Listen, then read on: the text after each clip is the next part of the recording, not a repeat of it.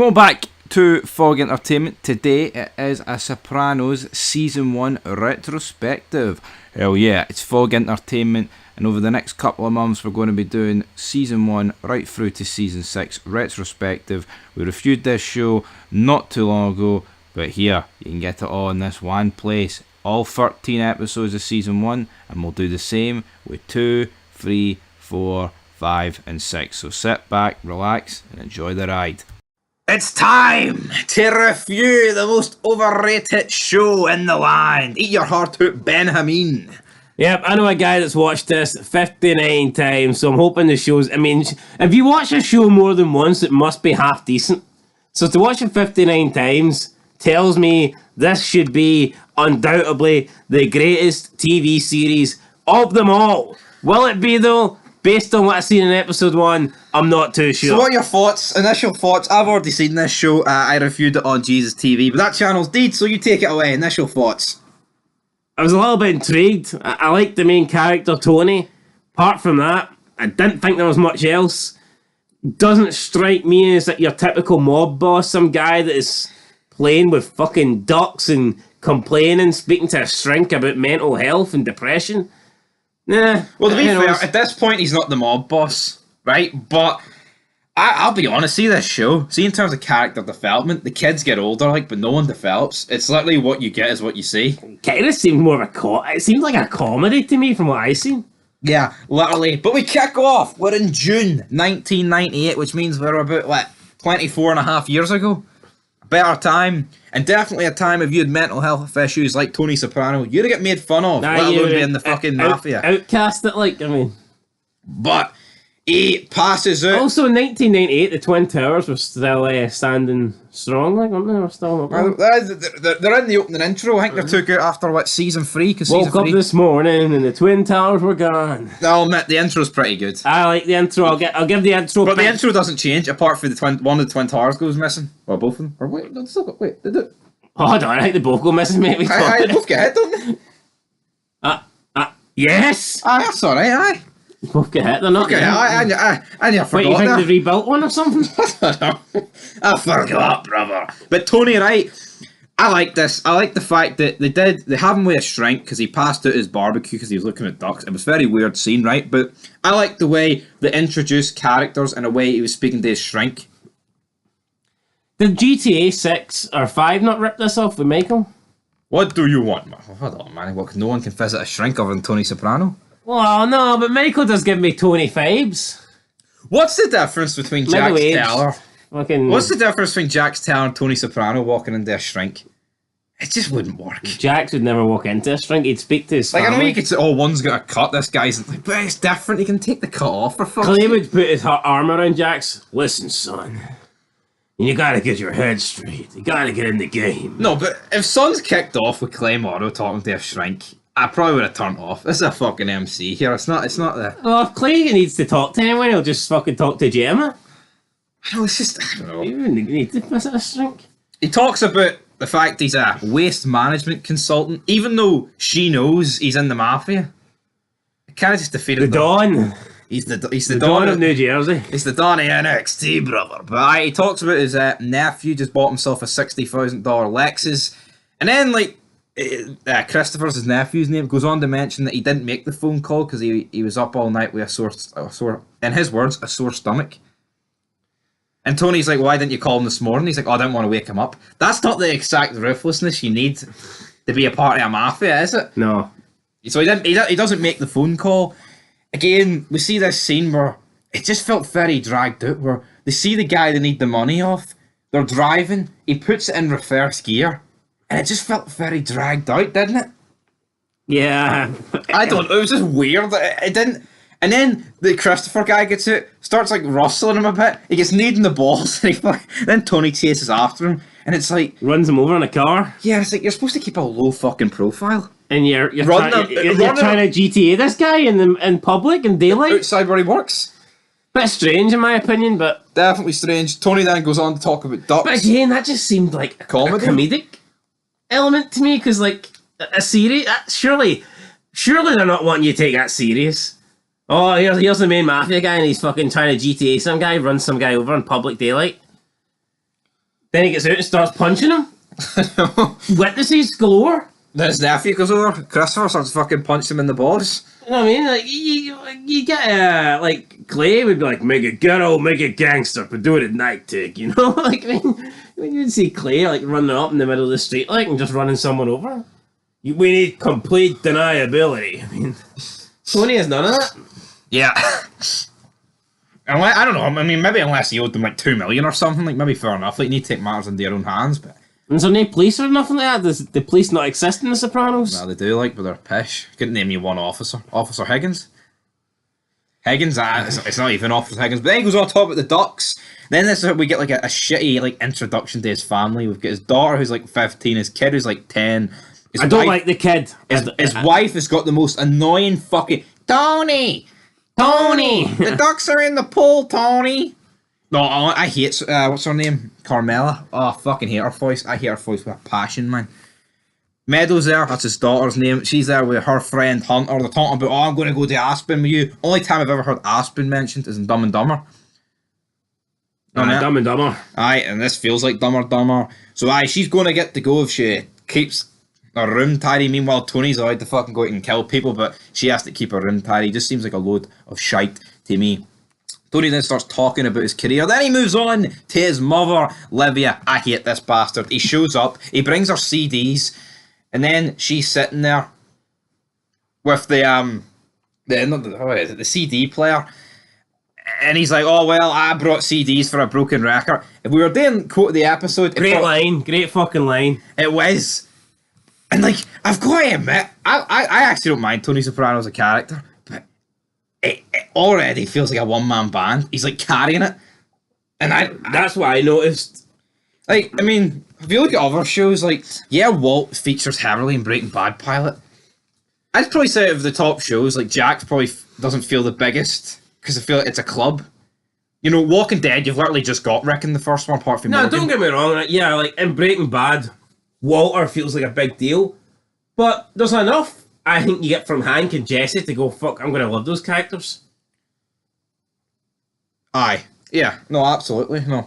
I didn't, after this episode's finished, no one else was really striking me. It's like, if Tony dies in episode 2, I don't see this show continuing, like, you know? No, literally, but they take Livia to this, like, Green Grove, it's called, a retirement community, and then, like, as the doors get open and it's revealed a bit, she, like, freaks out, and then Tony collapses again. It's like, how many fucking collapses is this guy going to have?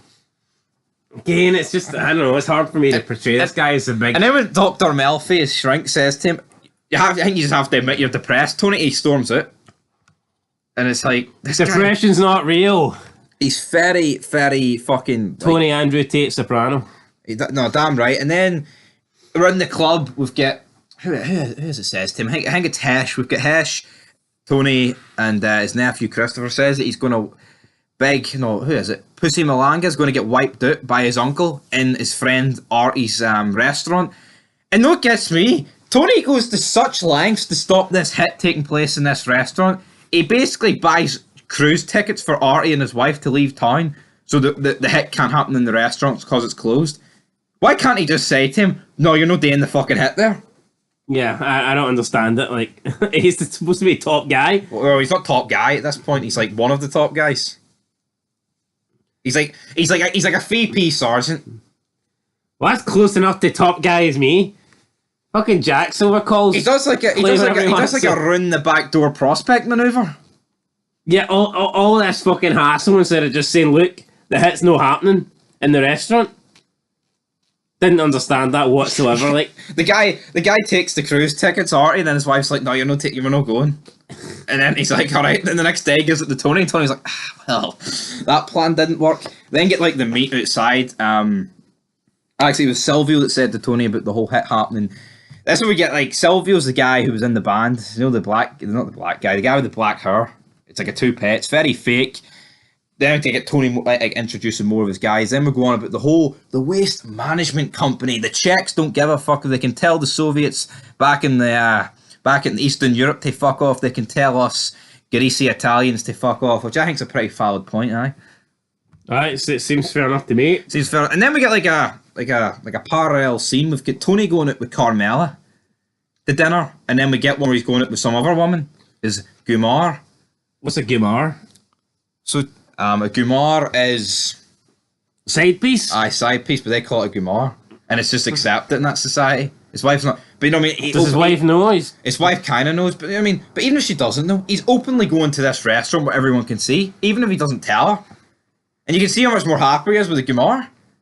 But it's like frowned upon in that. If you get a divorce, if you're a Catholic, you're a bastard. But Okay. can you already see in this episode he can't be arsed with his wife? Yeah. Well, I mean, if his marriage is shit in episode 1, what's it going to be like by the end of the series? No, exactly. But then we get Christopher. He invites the Czech guy over. They're talking about. Then he can't pronounce his name right. I can't remember what the guy's name. Can you remember what the guy's name was? He keeps pronouncing it wrong. And he's like, it's fucking whatever. And then Chris just shoots him in the back of the head. Like Emil. He shoots him in the back of the.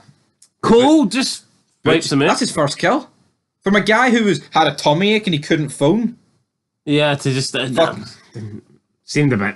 Shooting the hang. It seems a bit mad. We then get Silvio. He goes to Artie's restaurant, and because Artie didn't take the cruise tickets, he decides to burn it down because that's so much fucking easier, isn't it? Like, oh yeah, what? We'll burn it down, brother. We'll burn it down, and then Burn it down, burn it down. we do get the final part of the episode where at Tony's AJ's his son's birthday party. Where everyone, Artie's greeting about the fact this restaurant's up in smoke. Tony's like, "I'll always help you, man. The insurance will come through." And because like he shows affection here towards Artie, Christopher like starts greeting, and then Tony's like, well, "Why are you greeting?" And he's like, "Oh, because I killed that guy, and you haven't shown me any appreciation." He's like, "Maybe I should go to Hollywood and become a star and explain all these mob stories." And then Tony rightfully berates him. Why the fuck would he openly say that? You're in a mafia, son. And he's like, "Oh, maybe I should go and rat and be in movies." What? Rat. What? Because Tony didn't give him a fucking pat in the back and be like, you did well there, pal. You did well there. Christopher looks like he absolutely shits himself. And then he like walks off, and then Tony, he's looking all happy. And then we cut to the final scene. We've got Livia. Also, I haven't really mentioned Uncle Junior. What do you make of his uncle? Remember he has A guy's called Junior, but he's like the fucking oldest guy in the show. It's like, what the fuck? No, but remember the scene where we're out in the street and he has an outburst? You don't tell me what the fuck I do. I played catch with you. I don't know. Yeah, it's just a weird show. He's probably my second favourite character in the premiere, though, to be honest. Yeah, and Junior's driving Livia to the party, and the episode basically ends with him saying to Tony's mum, Tony's becoming a problem and he might need eliminated. And she just looks at him. Not how the episode ended to me. How'd it end? What do you mean? That's how it ended. No, they're on a barbecue, they're not, and Tony's wife says, come on, Carmela says, come on in. And everyone comes in? Aye. Oh, well, this happened just before me. Nah, you're right. But my point is that happened before it. So Well, I thought the ending fucking sucked. his uncle says, right, we're going to kill Tony, and his mum just goes, that's alright. Doesn't even want to know what the deal is, just gives the fucking green light. And then we cut to a barbecue, and everyone just walks into the house while Tony's fucking barbecuing the sausages, and that's There's it. ducks and... The episode ends. Very weird. Like, I was intrigued to give it another go. I mean, if I watched this, I would check out episode 2, but I don't think it was a great premiere by any stretch of the imagination. Tony was the only character that really stood out for me. Didn't really get a lot of the plot. A lot of things didn't make sense. If they're trying to have like comedy elements to it, fair enough. But I feel like the main character. I feel like Tony's a bit of a joke. Like I never felt that. I know going back to another Sons of Anarchy reference here. I never felt like Clay was a joke, even though Clay was funny and had comedic elements to him. I never thought of Clay as a joke. He wasn't someone you'd mess with. Whereas Tony kind of comes across as a fucking loser, in my opinion. Yeah, could you imagine if Juice turned around and said, well, you know what, I'm going to go to Hollywood and talk about all our stories and make movies? Been shot there and then. Make it ghetto, make it gangster. Like, Juice would have been fucking sprayed in the club wall. Yeah, so We have to rate it. I'll give it a 6 out of 10. Not a great premiere. I think when I first reviewed it, I gave it like an 8. I'm going to give it a 5. You know what? Because it's the Tony show, and all he does is talk about how depressed he is and ducks. That's it. Yeah, no. What were they going with here? Ducks and depression and. In terms of the actual storyline, right? Like in terms of key points, he's beginning to take fits. He's been diagnosed with depression, basically. They deal with some business and the garbage stuff, and he interfered in his uncle wanting to kill a guy in some restaurant. That's it. And it was like over an hour. And I've just explained it in 10 seconds. And his uncle's got a problem with Tony now. Yeah, I was expecting, not gonna lie, I was expecting more from this so-called best series of all time. I mean, who knows, it could improve, but I wanted more for the premiere, and I didn't get it. But who knows, maybe there'll be more in episode 2. Maybe we need more ducks. We need more ducks, quack, quack. 5.5 out of 10. Till episode 2 comes. Give us the ducks. Give us the duck sauce, brother. Woke up this morning, got myself some CD players. DVD players, mate. CD, DVD players, they do the same trick, don't they? They play music, they play video, they play whatever you want. But Tony and the gang are in bada bing, bada boom. I think that's where the whole saying comes from, innit? Bada bing, bada boom. I want to ask everyone in the room, would DVD players even exist in this era? It was the late 90s, so I'm willing to bet my top rocker. I'm not too sure, man, really. So hold on, so they've got them in the show. The show came out in that era. It's not like they're doing it now and they did They must have been the top. That must have been the new. See, in the 90s, see if you had yourself a DVD player, and you must have been top man. I think that's what they're going for here. So back then, that's why they're worth a lot. So that's why they're DVD stealing players them. back then were like gold. Well, hold on, I don't think the mob bosses now would be stealing DVD players. Aye. It'd be like Unless kilos of cocaine or unless something. it was like Gemini and he was wanting top man of the wrestler. Wanting some DVDs, but like then we get Silvio. He's doing his impersonation, his entire gimmick, and then they pull me back in. Then they pulled me back in to watch the VHS tapes. Aye. That's what I grew up on, videotapes, none of this. And they're listening DVDs. to the guy talking on the TV about how the mob era is dying and that everyone now rats on each other because it's so much to go to jail for like a simple drug charge. Then it's got me looking around Tony's table and I'm thinking, who's the rat here? Who's going to rat on who? Who's not trustworthy? But again, they're not in the drug business. Oh no, but they're in the gangster business, really, aren't they? But what would they get done for? What have you seen that's criminal activity from them? Apart from like the blatantly obvious Robbing DVDs? I know, but well, alright, fair enough. But that's more Christopher and Brendan. But in the first episode, Tony literally like runs a guy over, beats him up, breaks his leg in daylight outside. Well, hold on, they're counting a shitload of money. Where's that came from? It doesn't just like appeared from thin air. What kind of illegal activities? But it was a weird cold open, wasn't it? It was just like they're sitting there talking, Alright, oblivious to the fact the TV's on, but they're kind of paying attention. Alright, well, for people that don't watch The Sopranos, explain what Tony and his crew's up to. They don't do drugs, and what are they into? Well, they've got As Chips would say, we're into making fucking money, but how does Tony make his I don't know money? if we're past the 9 p.m. curfew to say those sort of words. Well, 9 p.m.'s come and gone, so let's go. 9 p.m.'s coming. Well, I mean, they're clearly into like I said, they steal stuff. They own like the garbage company. They basically pay like protection money, get all money for all sorts of incomes. Like money laundering? They do all that stuff, yeah. Businesses would use, so it's legit. Tony's a legit businessman. To a degree, yes. Maybe not legit. They're not like the Sons or like Breaking Bad, where like they sell guns or meth. Well, Jack's had cara, to be honest. That was a legit revenue way of making money. Like as the show goes on, not to give any spoilers away, but like in some cases they make movies. And movies. They actually make movies in the show. And what actually, see, I feel like, where do they get their money from? I don't know. You explain to us the viewers, the fans, the first-time viewers. I actually don't know. It's like because they're high up and like the money. I don't. You know what? To be honest, I don't really care, right? Because we get to meet with Junior Soprano, Jackie Aprile, and Tony, and who looks like the least guy who'd be in charge here. The guy that's in charge. It's Jackie Aprile. Kimo Sabe, as Brendan puts it later, but we'll get to that later. This guy's just sitting there waiting to be like bounced off, like in replaced. Yeah, and the two people like Christopher Brendan who hijacked the trucks. That was Junior's truck. So Junior basically says to Jackie, "I've been fucking shafted here." And this guy's random outburst. Junior, he's like 75, mate. Pack it up, pack it in. What's the need for all this? Like near greeting, like with Tony. I used to play catch with you. So what, mate? He's 45. You're 70.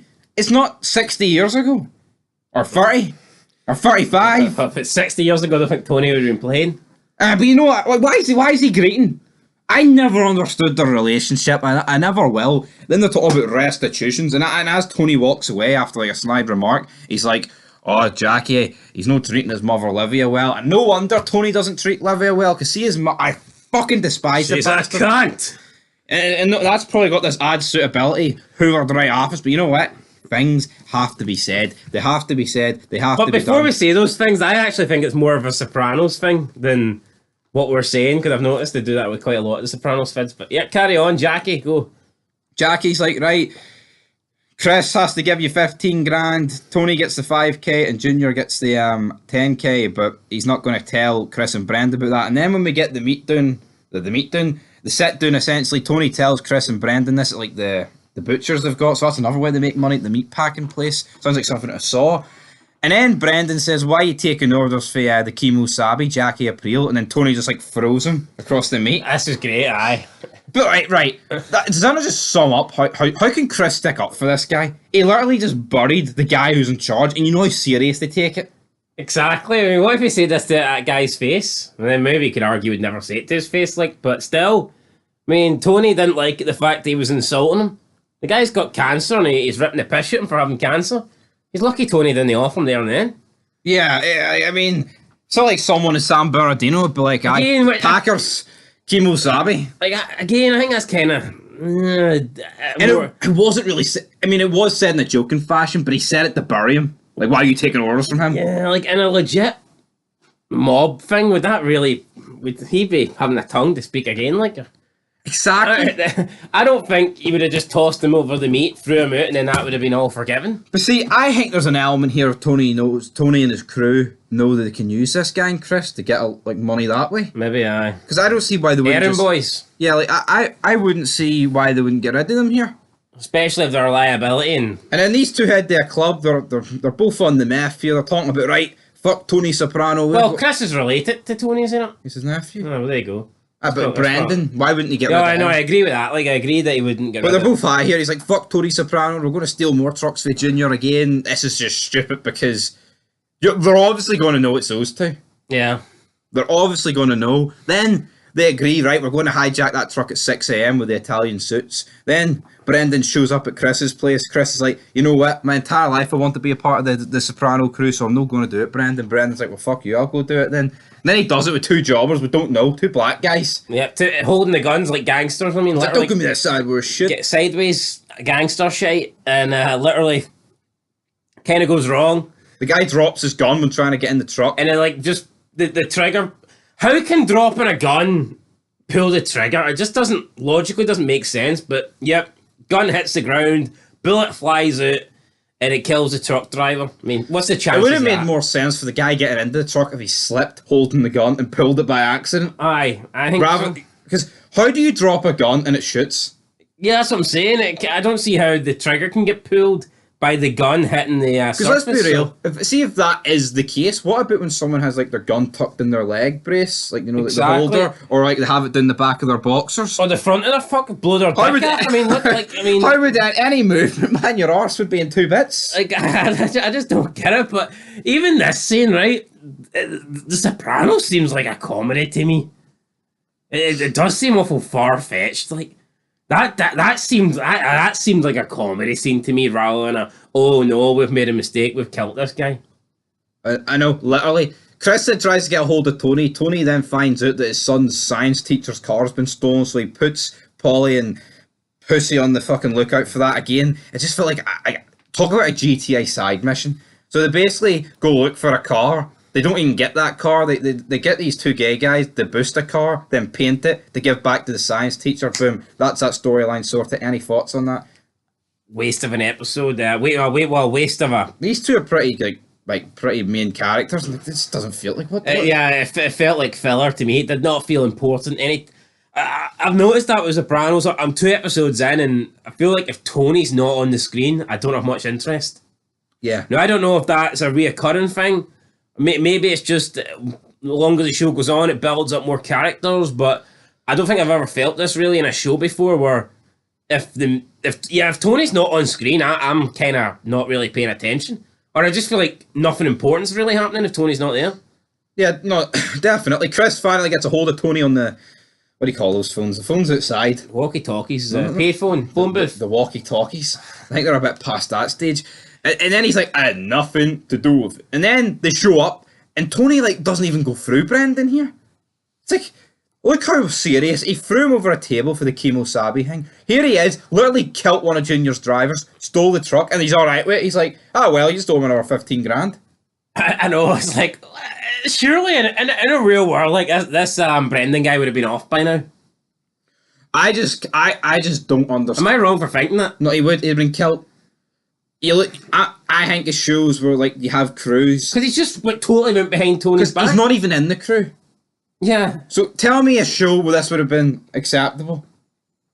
I can't think of one, like... Because, like, Tony is risking something. Like, you can always see there's friction between him and his uncle. He's risking something so much bigger for the sake of this guy he doesn't care about. To try and other make guy? a couple of grand off knockoffs. I don't know. I just thought most of that stuff was stupid. Talking about stupid. Livia's cooking mushrooms. Tony's on the phone to her. During all this, he's trying to get on the phone to some other guy. This is when Georgie's spamming the buttons on the phone, which is brilliant. This is great, though. I enjoyed this. Probably my favourite part. I enjoyed this, but Livia with him, I hate this. I hate his mum. I hate her, yeah. She burns the mushrooms. She's like, oh, Tony! I'll be disappointed if she's in season 6. I got some good news for you, brother. Woo!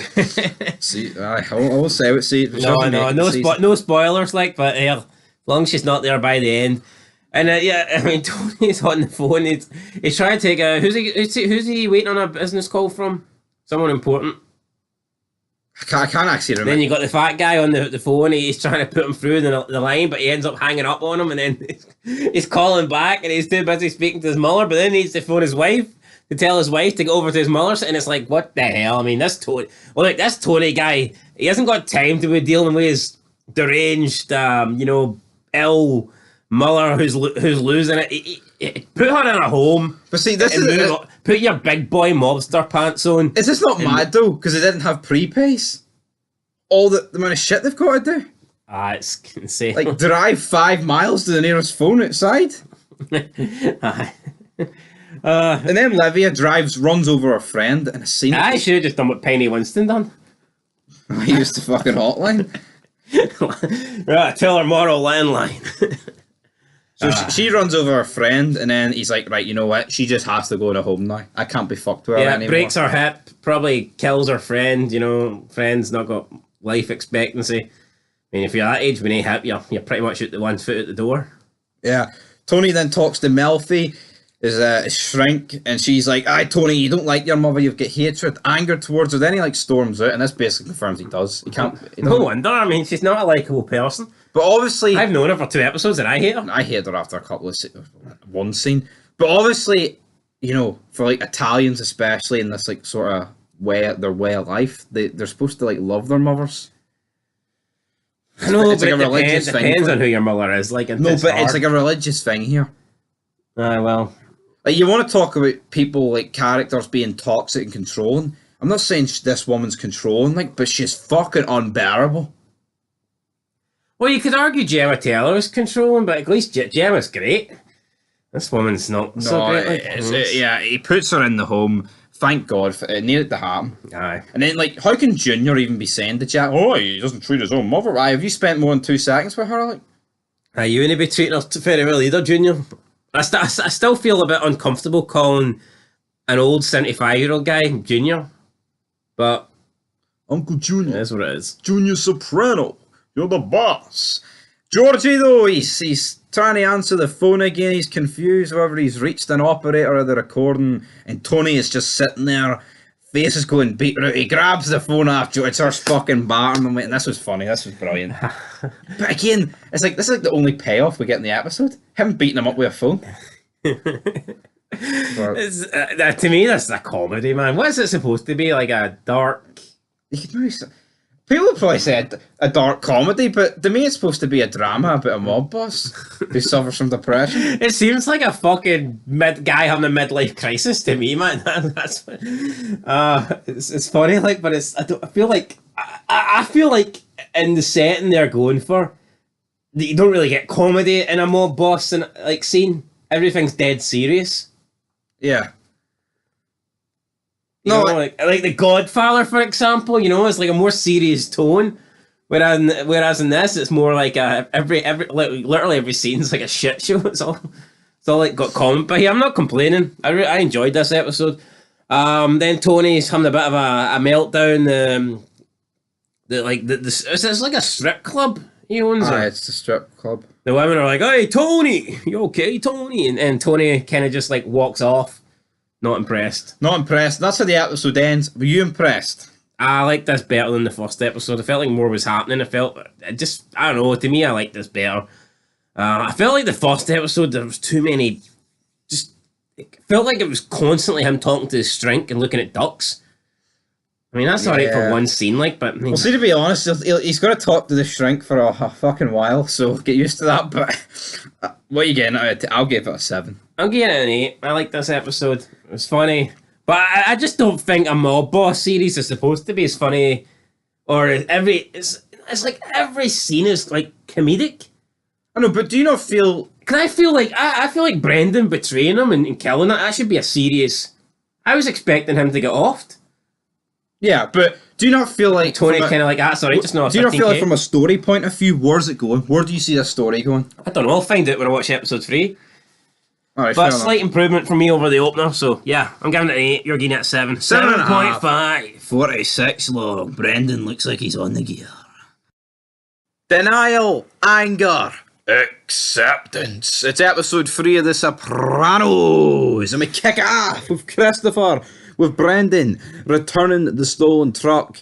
Again, they do like a very piss poor job here of like trying to make out that they're not the ones that stole it, and the guys like immediately catch on they are the ones that stole it. Thoughts on that?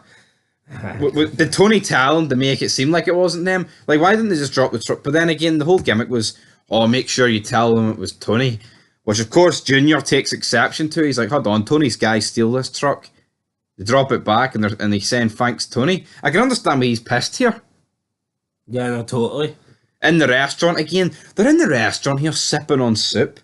It's like, these are like supposed to be gangsters, mobsters. What way do they drink? There are wee cups. The cups could hold. I mean, one sipful and it's empty. Yeah, like a fucking fly could down it in one. I don't know. I think it's pretty embarrassing personally. Junior though, old man Junior, he's beginning to. He's thinking about, right, am I going to have to lay the smack down soon? Potentially. Silvio then approaches Tony, talks about, right, one of my mates, this Jewish guy, needs his daughter's husband to get a divorce so he can make some money. Again, I don't know, there's just something very off about this, because like, these two guys show up, father and son. And it's like a 5-minute conversation with Tony. And it's like, if these guys are the mob, do you know how these Jews were like almost speaking down to them? Yeah, you'd be a bit more wary, wouldn't you? And treat them with more respect, like of course, Tony does take a bit of an acceptance to his son Ariel, but again, like the guy's like, "Oh, you do that, and then we have an agreement." It's like, hold on here, you're on our turf. You fucking hee-haw. You have no negotiation. Like Tony talks about percentages, but they'll get like 25%. So Paulie and Silvio then arrive at the motel, basically threatening the guy, but the guy's no geeing up. So it's a pretty fair deal, though. I mean, the son-in-law wants 50, and Tony's willing to do it for 25. Like, so I mean, straight away you're saving 25%. And you know what Jews are like? So it's all about the money. It's all about the money, brother. Silvio and Paulie show up. Paulie then starts cracking the guy in the back of the dome with the bell. You know what? I'm beginning to like Silvio and Paulie, but they feel like I having to feel comfortable sending them to do it. It's like fucking Pat Patterson and Gerald Briscoe, like McMahon's stooges. Like, I mean, I don't see them as hitmen. They're more like, well, I know they're hitmen, like, but I don't know, just a bunch of fucking old guys, aren't they? Really? I mean. Well, Silvio's not that old. They just seem like Dumb and Dumber to me, like, but each to their own. Like, I don't like, see the more I watch this, it's like it's a fucking comedy act. I thought like, he's not like is it supposed to be hard hits with the bell, or is he tapping him? To me, it's supposed to be hard hits, but it looks fake as fuck. We've got this scene where he keeps hitting him with the bell in the head, and it's kind of funny, but at the same time, it's like I thought they were trying to beat up this guy, and what I mean. But it's more like a comedy thing where they're hitting him with a bell and the bell's making a ding. It's like, what the fuck? I know, literally. And then Tony's at the shrink. He looks at the painting on the wall. He sees a barn. He sees a tree. I mean, he's seen lots of paintings on the wall in this episode. Like He really did. Every time Tony notices something, he gets depressed. I know. Then he tells the shrink to Partly fuck. ducks. He tells her to fuck off, and he just storms out. It's like, Tony, what are you doing here? I mean, Tony. Then him and Carmela go visit Artie Bucco, and then Artie's like, "Oh, my restaurant, Tony, it burnt down." And Tony's like, "What about the insurance money?" He's like, "Nah, it's not going to work." And then Tony's about to tell him. I think he's about to tell him.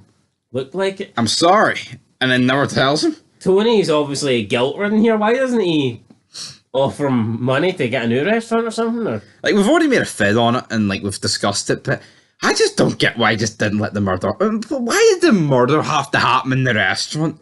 Like, there was zero communication.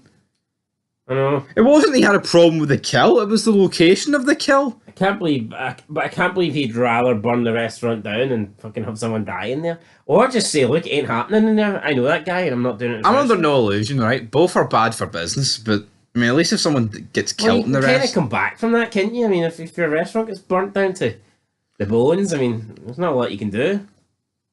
Yeah, Not a lot you can do. definitely. Meanwhile, we've got Brendan and Christopher working out because they're on the gear and they're always on the gear. Tony's kid, what's her fucking name? Meadow and Hunter show up, right? And Brendan turns into a hunter, or I say hunter, he turns into a predator because these two are like, what, 16, 15? I'd say him and Chris are like mid-20s, late 20s. Really? I think they seem younger than that. No. Either way, like, it's a bit weird, but I mean, No, because based off the timeline, I would say they're mid-20s. You would think, because the actor that plays Chris is 60. And this is, what, 23 years ago? holy shit! So the guy playing Chris was 37 when that's happening. Yeah, he was like mid-30s, yeah. Yeah, he looks pretty good for his age. He was about the same age as Tony. I know. What the fuck? That James guy plays Tony was about the same. Gandalf, He's about the same age as guy plays No, Chris. this guy plays Chris as in Goodfellas, you know? That's mad. He's actually in quite a lot of stuff, That's but... mad. So, I mean, put it this way, right? They're not a similar age. Yeah, I'd say there's more than like 3-4 years in it. Like, Yes, they want to get speed. Americans call it all sorts, man. They want speed to study on their exams, which Chris kind of laughs off. He's like, Chris yeah. kind of called this drug like 4 or 5 different names. Yeah, within like In 4 the same seconds, scene, like, mate, can we just call it what it is? I mean, you're thinking that he's trying to get all these multiple drugs. You not just keep one name and so we don't lose track. Like, please. I know, that's what gets me. It's like, I mean, yeah, it's like, it is a bit confusing. I mean, To me. trying to get the metal, some speed, crack cocaine. How are you going to snort these white stuff? Crystal. Like, fucking hell, just pick a name and stick with it. I know, because not everyone knows, like. And then, so he says no chance because your dad, we know who your dad is. He'll kill me. And then Chris's girlfriend, what's her name? Hunter? No, Adriana. Say after the kids leave, she suggests that he should give her the drugs because at least he can get clean stuff, and that they'll just go and find other drugs Down at Jefferson Avenue. and potentially get themselves in trouble. That has to be the most retarded fucking logic I think I've ever heard. Surely, would you not go to Tony and say, you do know your daughter's out trying to score some? Definitely, like, but I guess from a point of view, like, Chris wouldn't want to rat. Oh no, I get that, like, but I don't. Why not just say to her, like, you can't take that stuff? It's you're too young. Then again, I mean, I guess I know I do get your point, but then if they go down to Jefferson Avenue and Chris just keeps quiet, and then Tony's like, "Well, hold on, here they came to you, and now they've been fucking killed or raped or whatever." So, but if Tony, It's a lose-lose. Like, I don't really know what you can do to win. Finds it, like, you think he's gonna be like, you did the right thing there, getting my daughter drugs, because He'd probably just stare at a painting or something, be like, "That was pretty good." That he'd probably look even more depressed than he normally does. probably is. But we've got Polly and Silvio basically torturing, and even when like it's 2-on-1, they've beat the guy up for what seems like a couple of hours at this point, and he's still like manhandling them, and he's not a big guy. He looks like some scrawny little Jew. And these two, mobsters are getting barred. They hit him twice in the back of the head with a big the meat pounder thing. Tony then gets a phone call when he's with his what's her name, Arana or whatever, and he's like, I have to go. I'm not even. This is the first time I knew this chick even existed. So Tony's got a secret woman. Aye. Have we seen her before in episode 1 or 2? Yeah, it was with a different woman in episode 1. Oh, so he just gets with random women? Pretty much.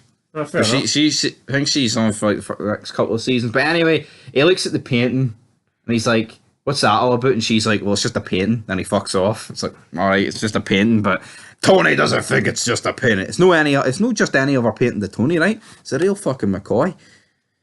He shows up, then he phones Hesh. He's like, right, we can't get anything out of this guy. And then Hesh is like, oh, we'll just cut his balls off.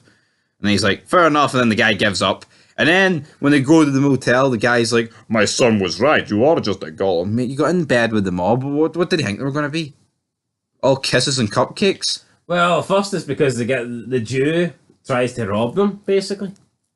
Yeah, exactly. Jew's like, yeah, my son agreed to 15%, but not because you roughed them up. And like, of course it was because he fucking roughed them up. The guy wanted 50. Then Tony sends the crew around, and he's down to 15%.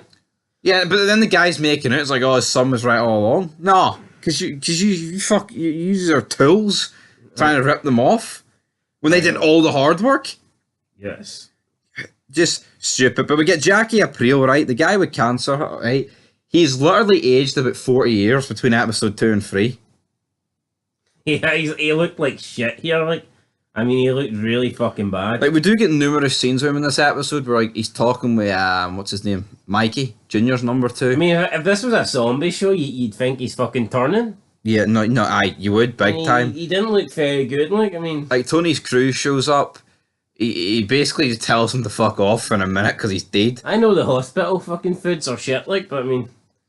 I don't know any kind of meal that would make you look like that. Yeah, Tony then gets a stripper for him. Then the next day, Tony's talking to him about business, and the guy's like, I need my temperature took, Tony. When Tony's talking business, I need the fucking temperature, brother. I don't think this is right. Right, and I said this during we were watching, it's like, if this guy's acting, how bad's the guy that he's acting for? If this guy's acting? I mean, surely if this guy's in a hospital, man, he's got cancer and he's like got 2 weeks to live. I mean, shouldn't somebody else be acting, boss? Yeah, that's what you'd think. Like, that's exactly. Well, I'm assuming it'll go in that direction, like, but I mean, I think it should be there already. Tony talks about this guy's had cancer, like, it's been, like, recurrent, it keeps coming back, so why? I don't know, it just seems stupid to have a guy. Maybe like, he beats it and gets rid of it, then it fucking attacks him again, I don't know. That's what I'm saying, though. If it's like a continuous pattern, is he really fit for leadership? Should have a less stress-free role. True. You know, but that's what it is. Carmela is back in our house. I don't know what they're doing here. It looks like they're doing some sort of packing. I think it's some sort of auction. And then Artie Bucco's wife's like, I was with Tony like 20 years ago, basically putting the knife into Carmela because, I don't know, like, yeah, this episode just seems very fucking stuck up towards Artie and his wife. Yeah. Tony and Artie had a food fight as well, which was pretty funny, but yeah, I can't stand his fucking wife. Well, fucking the mob boss, man, letting someone throw fucking strings of bacon. You're fucking depressed, Artie. So what if your restaurant burned down? It's like, Tony, hold on, you're depressed every fucking second you're on this show. Oh. I think Artie's got a legit case to be depressed. I'd say so, like. He went for a 2-week cruise to his restaurant getting burnt down within like 90 seconds. Didn't even get to go on the cruise, fuck me. I know. Like, come on, man, he got fucking absolutely screwed. And then Junior visits Livia. He basically, and this is what I don't get, right? We've got Junior talking to Livia here about Christopher and Brendan and Tony basically fucking him, and they're hiding behind Tony. And she's like, well, Christopher deserves a talking to, and Brendan, well, I don't know about him. The other guy, oh, I don't know. I never thought of this. Why is he like getting like words of wisdom from her? Some decrepit bastard who's not all there. Who's not? Well, even if she was there, like I don't see why her. She is his brother's widow. I don't see why her opinion really holds much weight at this stage. I know. Because like, even if say she gives the green light to kill Tony or whatever, right? Does that mean he's going to go ahead and do it? And then if he does, then she could just... Well, you've got faith in her keeping it to herself? Hell no. Do a fuck. And then we get like the ending of the episode. We've got the choir singing in the school. Tony walks in, kind of smiling, looking weird. And then we get the ending scene. Christopher's getting an ice cream or something. He gets jumped by 2 Russians. He thinks Tony sent them. In reality, it wasn't Tony. It was Uncle Junior, Corrado Soprano. Mikey and Junior then bust in to Brendan's apartment as he's taking a bath in a weird fucking position. Yeah, he's in the bath, but like both his fucking feet are hanging at the top. It's like, I mean, even if we didn't steal all this stuff, to get shot from this position. Like, I mean, I know it's weird. It's like the door's open. He's standing there with a gun. He's no fucking Scooby Snack. He's there. And he's not listening to anything. He's just sitting there with his eyes closed. What's he doing in the bath? I don't know what he's doing in the bath, but he shot himself. There's blood in the bath because guess what? Mikey shot him, and we have our first when I say major character death, I mean first death that means something. Can we confirm it was like a headshot? That was a headshot, yeah. Oh, well, he's dead. There you go. Hold on, I doubt he shot him in the fucking toes, did he? Fucking, and then Junior. Well, if he shot him in the toes, there'd been no blood in the bath. Because his feet were hanging at the edge, so. Maybe, but he's dead. That's it. Brendan, thoughts on Brendan? We thought Tony should have done it. Junior's It's a bit of a shit way to go. You're lying in. You would think that you're safe lying in the bath, wouldn't you? Probably the last place you'd expect to get shot. Literally, see, in my opinion, though, it's like we've had 3 episodes of The Sopranos, right? And I get there's a lot of time to do other stuff, but it's like the 2 people like you've properly built up in Christopher and Brendan. One of them's dead already. Yeah. Like, I don't know. I like Benjamin. People are like, who the hell's that, right? But people who talk about this show being the greatest ever, to me, the pacing's all off, even 3 episodes in. Yeah, like this Brendan. I'm sad to see him go.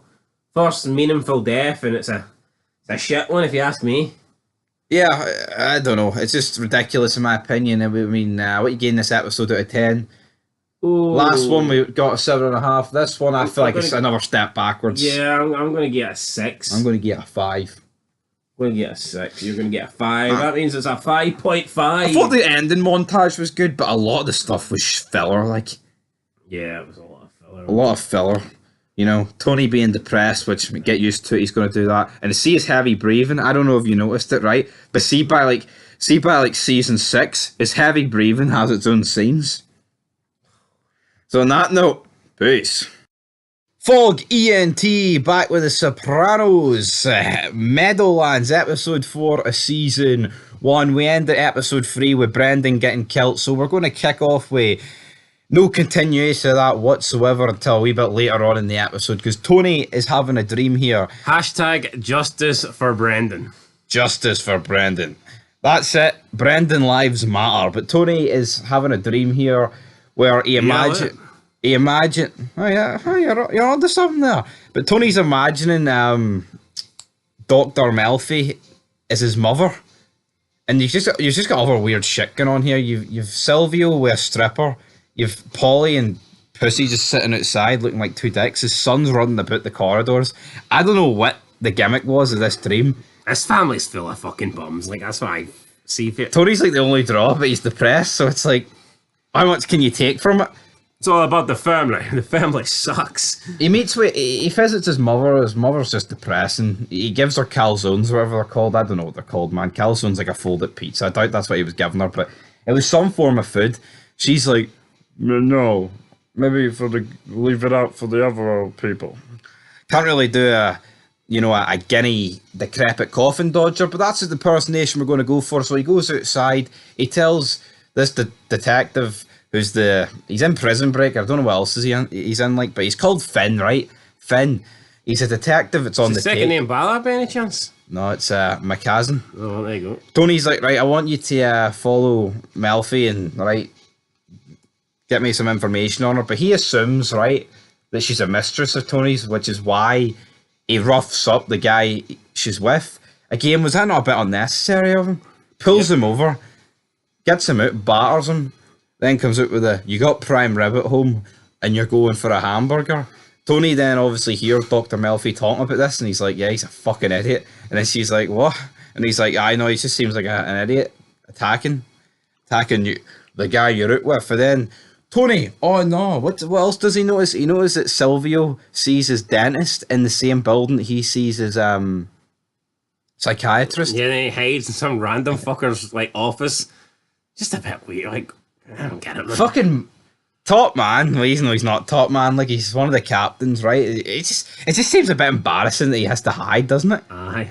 Like, I understand why he's hiding, right? I'm under no illusion why he's hiding. What's but more embarrassing, the fact that he's getting psychiatric treatment, or the fact he's having to hide in a fucking locker room? Well, not a locker room, an office room. We then proceed to have some of the worst acting you'll probably see in this show when his son gets in a fight with, what is it, Anthony? I don't even know what is the guy's name. Soprano? It sounds like a Poundland name of his own name. This wee guy doesn't look like the son of a mob boss. I don't know what they were thinking with this casting. Honestly, I don't get this. I'd say out of all the kids in this school, he looks like the uncoolest. Yeah, and he's just fat. He's flabby. Is that what they're going for? He wears the backwards cap. I don't know what they're going. Yeah, I mean, you could maybe. Yeah, like is this like this? Because this kid actor doesn't strike me as a good actor. No. So what the fuck were they thinking? It's not like they went for McAlpine for Home Alone. How do you pronounce his name? I know who you're on about. Yeah, the kid for Home Alone. It's not like they went for him, right? No, but seeing you look at these kid shows, there's always like kids that stand out and you just think, he looks like a hard man or whatever. It's like Stand By Me. You know what I mean? There's a couple of nerds in there, but then there's the one that sticks up to the fucking adults. Aye, like the guy that he's feuding with here, Jeremy Piacosta. Looks more like the son of bigger. And it's again, why is he not like I don't know why they cast it. Looks like he's in a different year. It does, but then Tony's like buying stuff at a garden centre later and he runs into that guy's dad and that guy's dad just bottles it. And then when AJ goes to fight this kid later on, he's like, oh, here's the money, mate, for your shirt. Yeah, so there's this big showdown. The entire school gets around like the fences to see this fight. You're thinking, what's going to happen? Is this fight going to be as bad as the first one?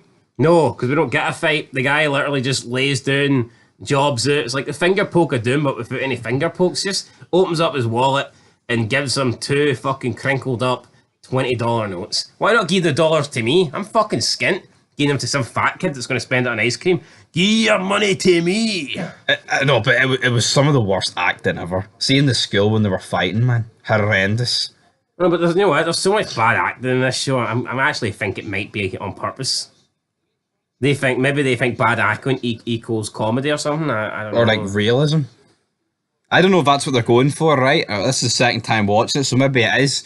But, you know, I don't really understand what's going on here. But then Meadows like, oh, well, AJ, do you know who your dad is? Well, here's a wee history lesson. And she goes through this, like, 90s computer fucking website about like Al Capone and all and the Colombo crew in New York. And it's like, what we doing here? That's just, like, incredibly cringy. Like, you couldn't imagine fucking Breaking Bad, Walter Jr. going through his, you know, at the end of it, like going through this thing about Walter White and his empire, could you? No, It would just be explained better. I don't know. This just came across as very weird, and then we'll get to the point where he's at the end. But anyway, Christopher, he's released from hospital. It's a very meme and iconic look at him wearing the neck brace. But again, he almost wears it for the whole episode. Why? What got done to him? And then his knees are absolutely done in. Yeah, all his knees are cut for some reason. I mean, I'm going to assume his knees are done because when he get dragged out to the Meadowlands, so to speak, the pier, that's when his knees get done in. But I don't know, man. He's freaking out. He thinks Tony's after him. Adriana's like trying to reassure him. Then they show up at Brendan's house. He's like, right, we've got to score. And ask Brendan, but what the hell's going on? Then she goes to use the toilet and Brendan's dead. The blood's in the bathtub, so Chris laying there in the bathtub with flies flying out his head. Yeah. Not a good ending. Brendan deserved better. Like, he did. I mean, see, for such like a character that actually was a big deal in the first 3 episodes, like he get hee-haw. Then Chris and Adriana show up at Meadows School thinking that she jobbed him out. And then she's like, no, I didn't. And Christopher's like, I'll buy you one of those Happy Meals. That's blasphemy. Don't be suicidal. And then, I'll tell you what, right? You see if anyone is sitting here hoping that these two are going to have like a... What is he? If he's Tony's nephew, uncle. He's not really the uncle. Second cousin. Aye, second cousin sort of deal. If anyone's thinking that these two are going to have like a relationship, like if he's going to mentor her and sell her drugs for 6 seasons, this is where it ends. These two literally have no conversation past this point, which is very fucking weird in my opinion. because they've set it up. Yeah, well, they've had a lot of conversations in the first 4 episodes, so I mean, it literally ends at this point. Don't know why. Christopher the Happy junkie. Meal must have tasted like shit. Yeah, we then have Tony sitting down with the captains about Jackie Aprile, because he's on his deathbed. He aged 60 years last episode, but he's aged another 60 here. So the captains are at this point. You've got Tony, you've got the fat guy. I can't even remember the fat guy's name. You've got Larry, and then you've got the other guy. The names will come back to me, right? But see, at this point, you literally don't know their names. You know, you don't you not? Nope. You literally don't. Like, it's not explained very well. Christopher then barges in when they're sitting at his deathbed. He's like, right, Brendan was killed. It was fucking Uncle Junior. It was Mikey. I want revenge. Christopher then storms out. But, like, as Christopher's trying to explain this, you've Polly and Thingy discussing it about it was through the eye, which means it was a Uncle Junior kill, and it almost kind of took away from the seriousness of it, didn't it? Why, is that his trademark? That's his trait. But see the way he was trying to explain that to him, but then Christopher's trying to explain it to Tony in the background. It's like, who the fuck came up with this idea of this shot?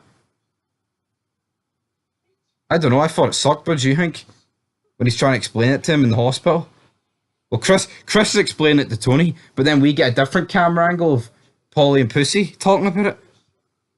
What do you think of that? It was a bit weird, like. It was a bit weird. Tony then grabs a nail gun. Then it's like, you know what? I'm going to go over to Mikey. Grabs Mikey out the car and starts hitting him with a nail gun. Again, very shitty acting in my opinion, wasn't it? It just seems like a comical thing. Oh, look, he's using a nail gun on him. Yeah, I know. And then he storms in the Junior's like shop and he's like, "Did you kill Brendan?" And then I agree with Junior. Like, yeah, he killed Brendan, but I mean, how many times can the guy get his shoes pissed on?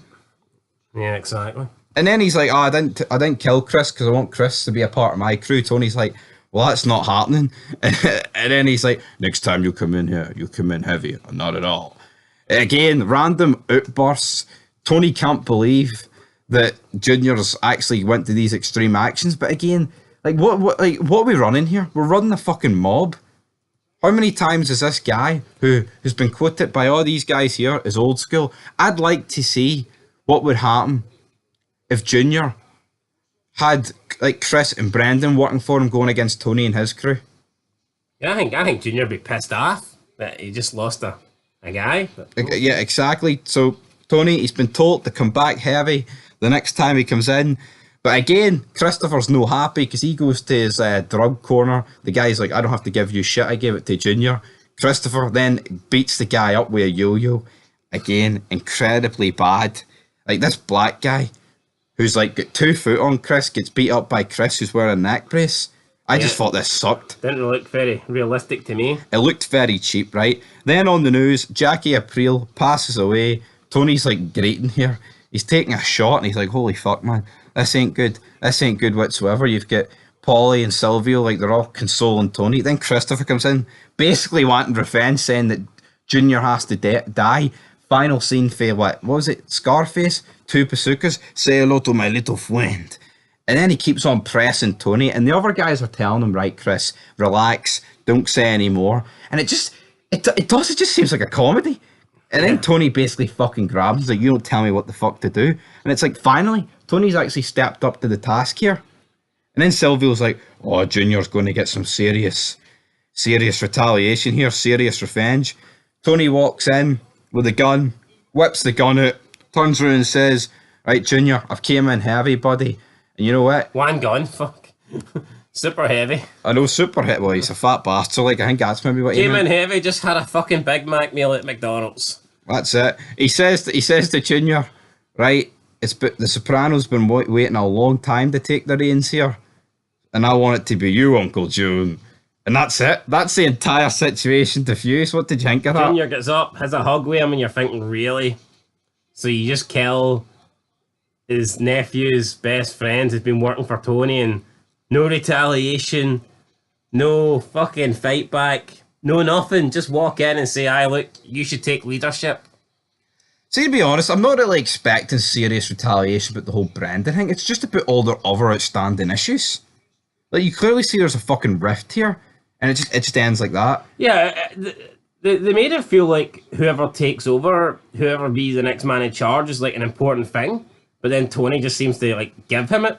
The blue is like, Ash, you should be in And charge. like we heard Silvio and all talking about, oh, Junior is going to be held to pay and all. It's going to be. Remember they quote it, the war in '99. Mm-hmm. And that's it, guys. That's it done. And then Tony whispers in his ear, oh, can you give us East? I think it's Bloomfield and some other street name. And Junior's like, aye, that's all right, because I'm the big man. And then we get the funeral of Jackie Aprile, who is kind of made to be like a big character, but he's just not, in my opinion. Like, he's just not.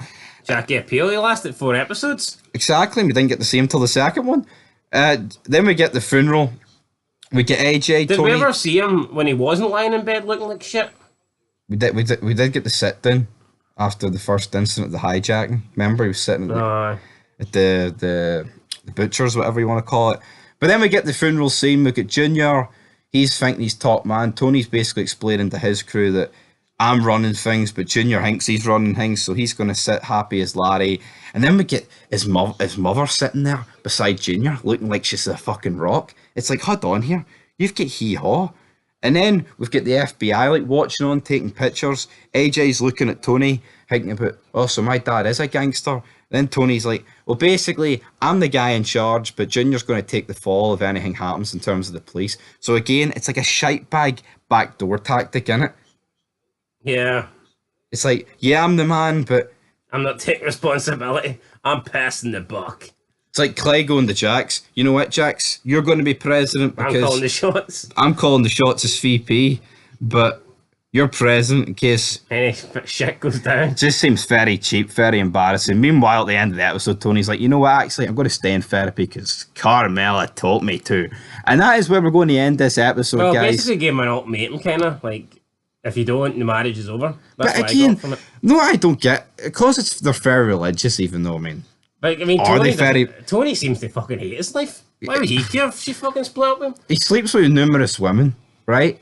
He doesn't seem to really care about his kids, in my opinion, that much, does he? No. He played Mario Kart with him in this episode. What did he fucking do? I mean, cheat it. Exactly, cheat it, right? And that's where it ends, guys. The war between Tony and Junior's crew is at an end because Junior's in charge. And yeah, that's it. The stuff that we built up 4 episodes is Diffused.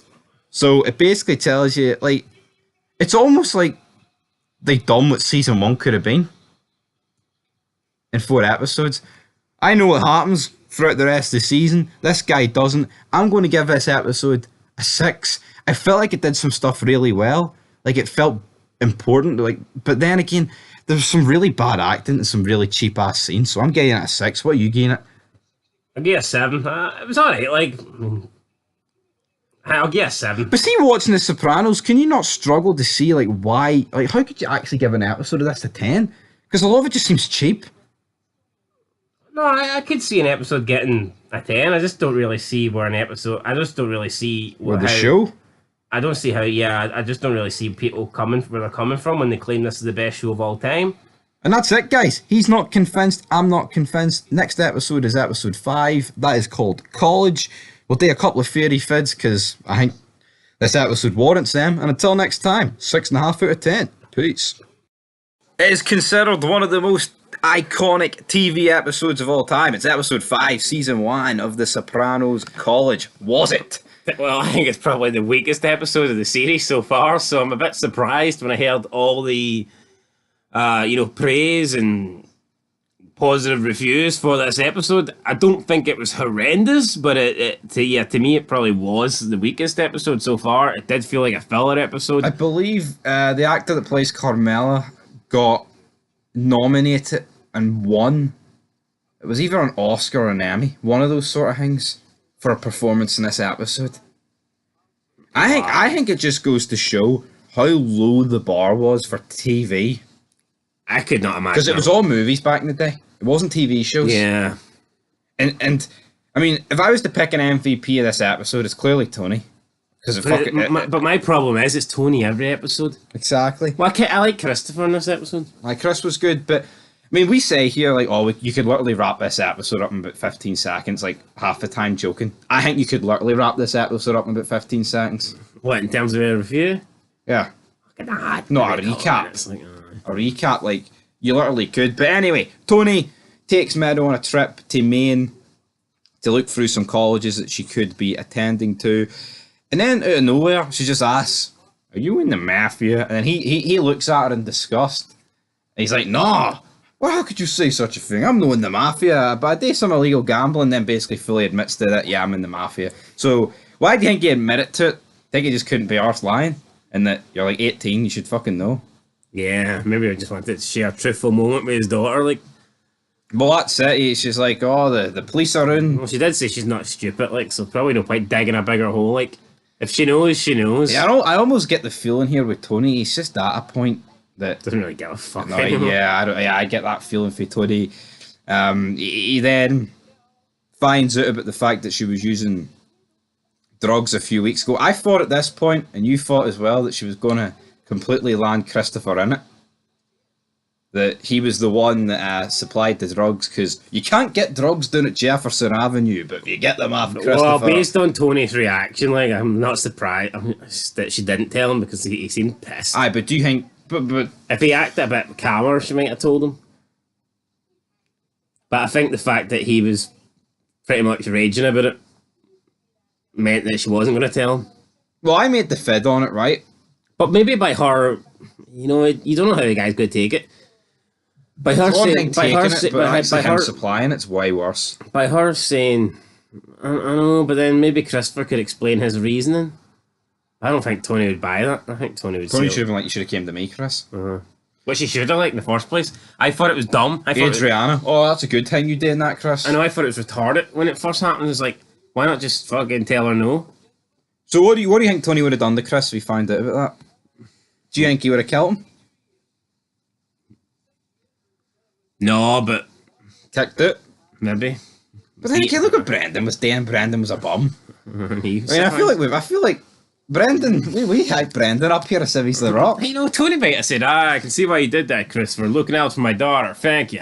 And give him a hug or something. No, he could. He definitely could have done that. But he's on the phone to his Russian whore, so to speak. She's on about her sister, who's got one leg, getting married, and then he just can't be asked. So he basically hangs up, phones Carmela. He's even more depressed in this phone call, and then he noticed this big fat specky bastard, and he went, "Nah, I need to go." Then speeds off after him. Meadows wondering what the hell he's doing. He's completely flying down the road. Very awkward scenes of him trying to overtake. The camera's shaky. And then it says the college is left. She's like, "Go left." He goes right. And then she's like, "Oh, well, it's all right because the college is 9 miles this way." How could one way lead back to the college anyway? Is it a circle? I guess it could, like... Well, I mean, it could be. And then he's like, "Fuck it, we'll just go to the motel." But you can tell he's fuming here. Yeah. Because he recognises this guy. And then he phones Christopher. And Christopher's like, "Well, I'm going to have to go outside, Tony, to ring you on the payphone." He's like, "I don't give a fuck if it's ringing, Chrissy." It's mad though that they couldn't like use mobiles. They had like burner phones. Like anytime they had to contact each other, they have to fucking. I know. To talk about anything like dodgy, they have to run out to the nearest payphone. Like that's a wee bit mad. And again, with Christopher, it's like, why didn't he just go to a pay? Why didn't he just go to a payphone with a roof if he was so concerned about getting wet? Exactly. Plus, you're supposed to be a big tough guy. What's fucking rain? What's that saying? Something about if you want to get wet, you need to get. You can't get wet and not. Right? I don't know. I don't know this saying. I don't know. You can't go swimming and not get wet. Aye, that's it. And he's swimming with the shorts in this show. If it's Tony's daughter told him where he got the supply of the heroin from, he might have been swimming with the fishes. To be fair, but yeah, but he gets Christopher to confirm what's his name, Petroli's identity. Chris says the car belongs to a man by the name of Frederick Peters. So Tony then basically tells Meadow, "Right, you stay here at the college, like warming party sort of deal.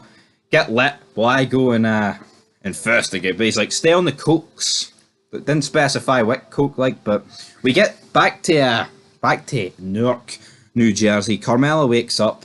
Fat AJ gives her the pishest breakfast known to man. Wasn't it? It was like the pishest poached egg. Literally a poached egg on its own, no toast, no nothing. Fucking one poached egg on its own. And he spilt the orange juice all over the fucking plate. I mean, I wouldn't eat it I'd either. told the fuck off. But did he eat the toast? He probably did. Fat bastard. He is. He I don't like this kid. No, I don't like him. Does he maybe change actor or something? No, the actor changes a lot, like, but he doesn't really. Have him. There's a point where he shaves his eyebrows and he looks even fucking worse. But anyway, right, we'll get to that, brother. We'll get to that. But Tony shows up at Big Peter's house. He's getting out the hot tub with his wife. The guy like hears like the noise of his dog barking. And then he heads out the front, and Tony's driving away. And he's kind of suspicious. And I said at the time, would this not be a shit life to live? Yeah, always looking over your shoulder, always looking behind you to see if anyone's caught on to your new identity. Then he starts freaking out. He basically goes around town asking if anyone's been looking at him while he's going about with a pistol, with a silencer, while Tony's like keeps on talking to Chris. Chris is like, I want to do this, Tony. This will get me one step closer to becoming a made man, killing a huge rat. And Tony's like, no, I'll do it. So who do you think Tony should have let Chris do it, or do it himself? I'd say so, like, I mean... I think a bit of backup wouldn't hurt. Yeah, but I guess, I don't know, maybe just didn't want to get Christopher involved, I don't know. Maybe that's why he didn't, right? And let's just talk about the shittest part of this episode. Carmela and the priest. This is filler. Yeah, apparently she won awards for this. I don't know. Made no sense to me. Like, basically what we're getting here is, like, she's fuming at Tony, thinking he's cheated because Dr. Gentleman, But his doctor happens to be a female. Yeah, but not with the doctor. Yeah.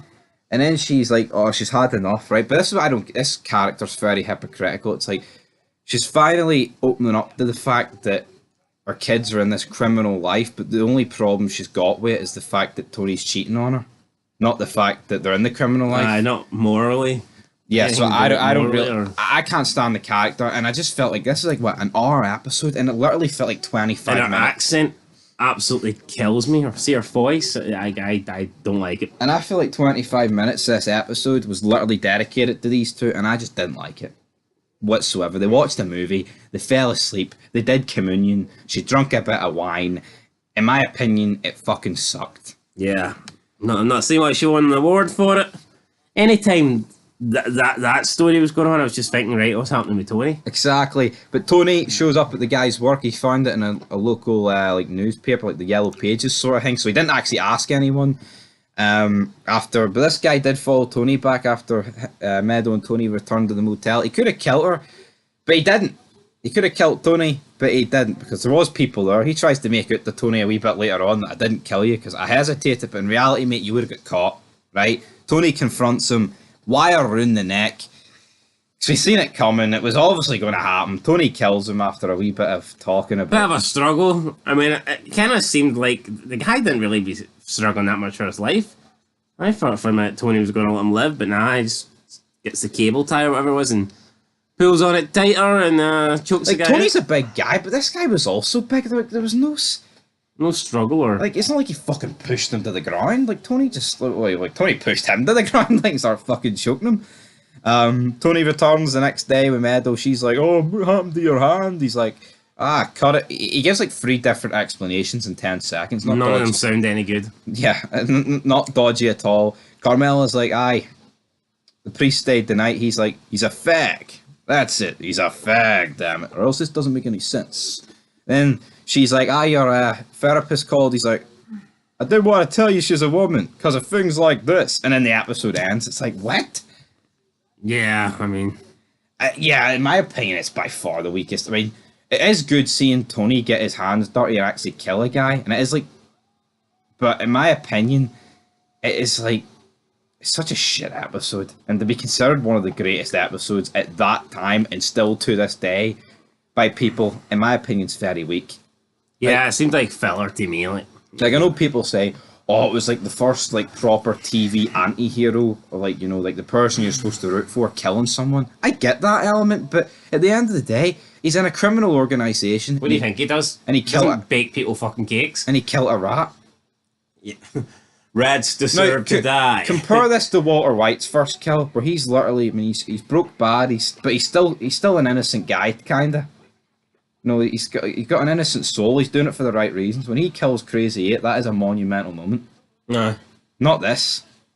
Yeah, not this. Like, I am willing to bet Tony's killed fucking dozens of people. This is a formality for Tony. Yeah. Well, Walter White kills Crazy 8, like it's life changing. I don't understand why this got made such a big deal of, but it did. And we have to rate the episode out of 10, guys. I'm gonna get a 5. You know what? I'm going to give it a 5. I was going to give it a 4, but Tony drags it up a bit. Like, half the episode was abysmal. Rate the Carmella stuff. Like a 2 or something. Rate the Tony stuff. Like a 7. Aye. There you go. It's a 5, guys. Till the next episode, I'll try and drag the arse out the theories on this one, but there's only so much you can do. My issue with it is I feel like I can't imagine a Tony-less Sopranos episode. Yeah. Like, whereas I think other shows I could imagine.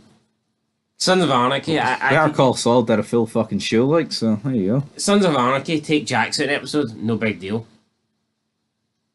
Breaking Bad, I think if Walter didn't appear for an episode, no big deal. I mean, The Walking Dead, I don't really like it, but I mean, Rick's been out in numerous episodes. Fuck, killed him Rick off. I don't know. That's when it went to shit, like, that's just shows. I just don't really see this show working, to be fair, without Tony. In my opinion, was this not a good time to expand and, like, show in depth of Junior and his crew and how he's, like, taking charge? Yeah, but didn't get nothing. Like, we got nothing apart from Chris answering the phone. That was literally all we got in terms of the mob related stuff apart from Tony. Yeah, it was basically it's Tony's wife, and Chris answering her phone. And that was it. We get a big character death, even though not really, like, it's just Tony's. Big character death. It was a guy that appeared in one episode. Tony's first kill. So we're giving it a 5 out of 10 until the next episode. I believe it is called Boca. No, Pax Soprano it's called, actually. Right, episode 6 of season 1. We'll catch you then, but until next time, 5 out of 10. Peace.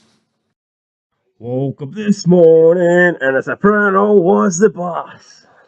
Junior Soprano. The contract reads Junior. No Tony.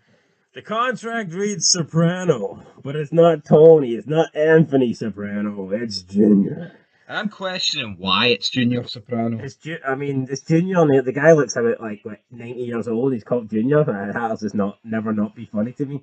Like, the first time we see him in this episode, he's getting his suit done and he's standing in his fucking boxers. His tighty Walter Whiteys in the middle of a fucking shop, in front of everyone, in front of the window of the shop. And this is the boss, the main man. I mean, really?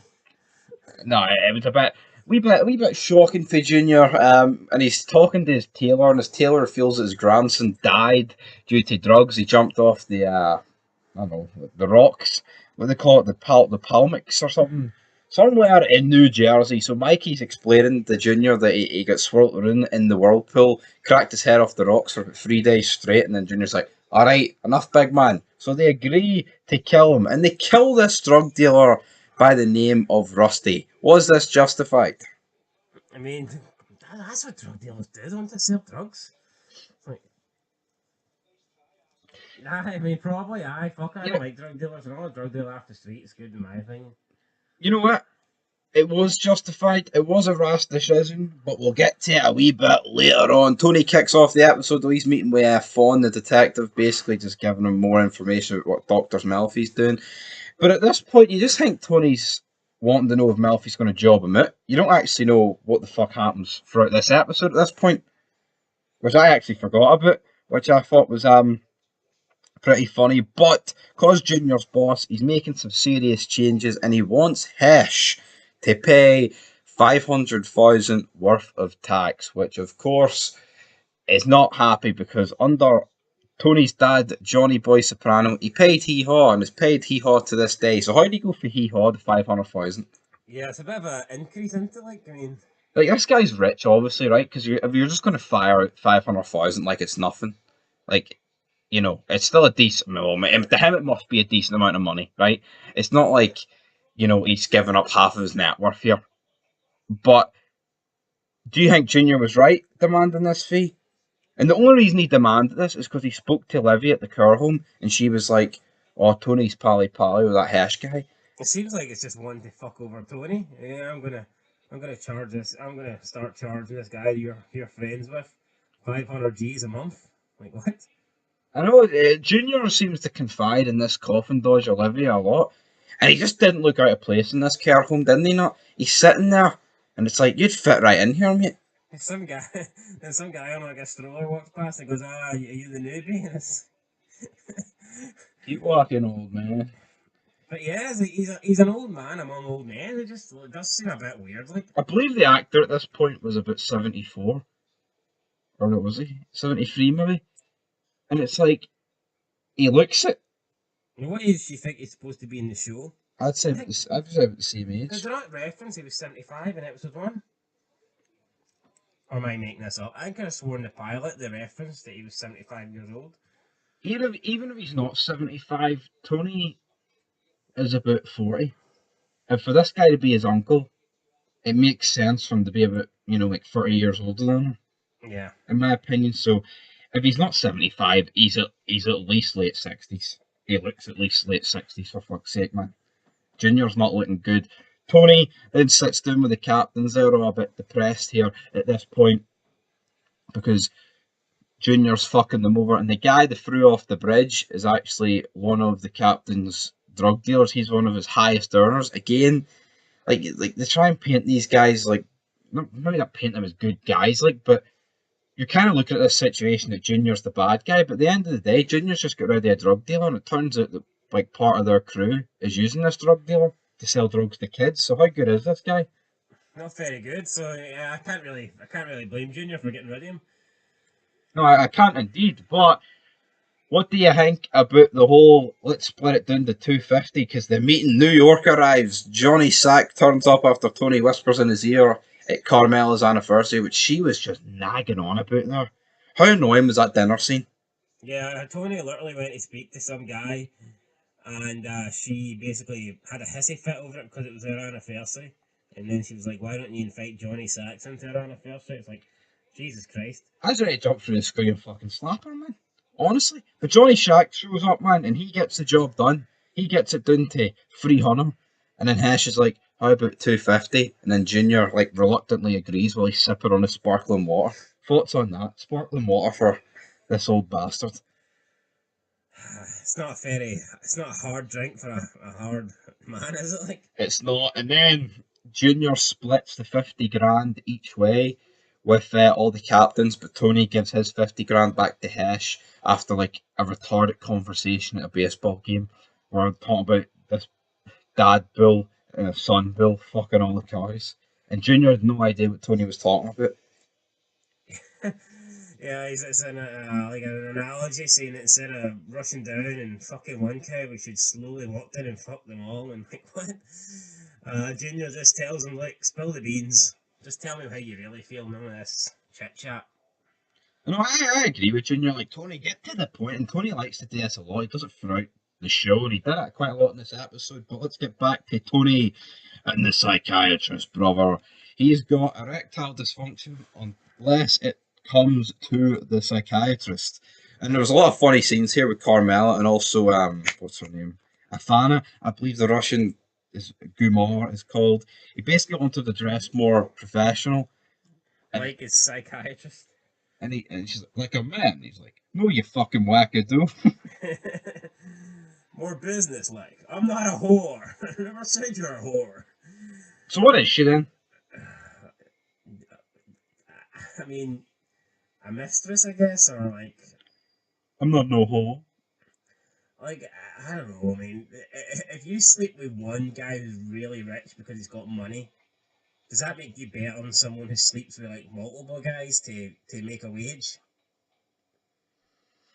Makes you a wee bit less of one, like, but I mean, it doesn't mean you're.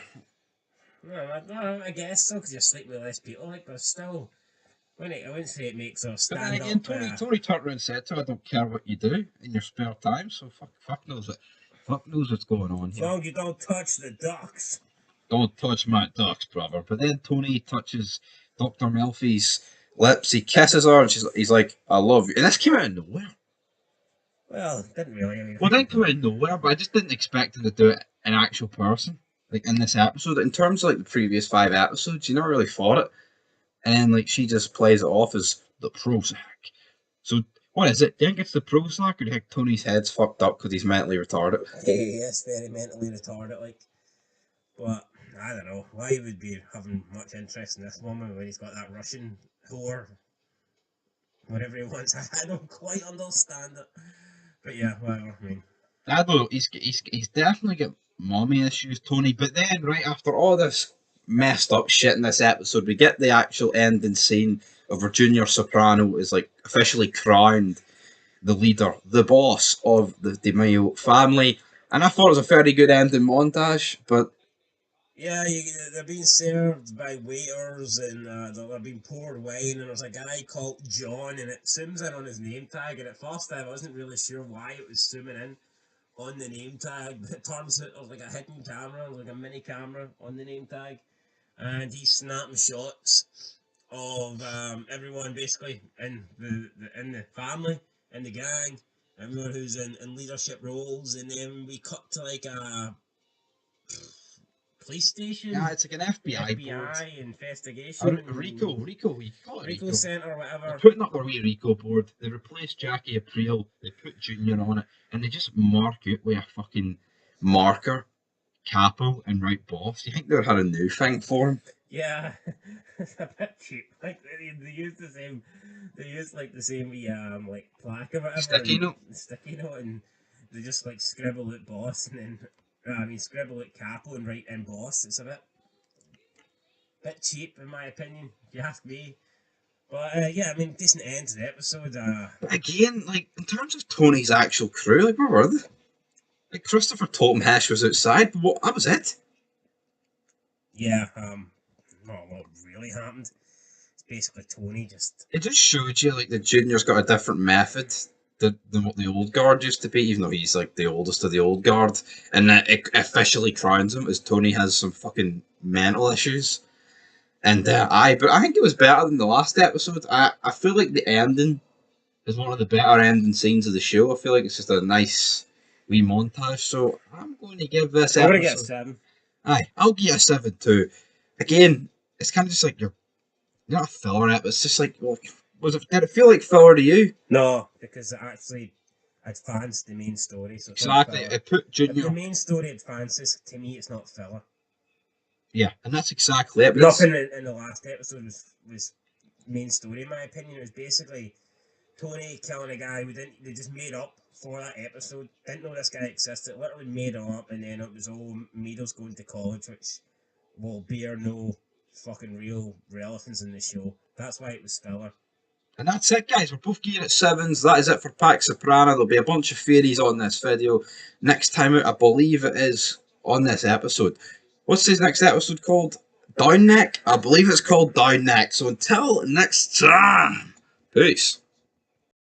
Fog Entertainment back again with another Sopranos review. We're halfway through season 1 and we've got a flashback centered episode. We've got Down Neck, episode 7 of season 1. And we kick off the episode with Tony's fat son, AJ Soprano, named after him, of course. So he's got 2 classmates. The classmates' names are kind of irrelevant, right? But basically, they're in the chapel at the school.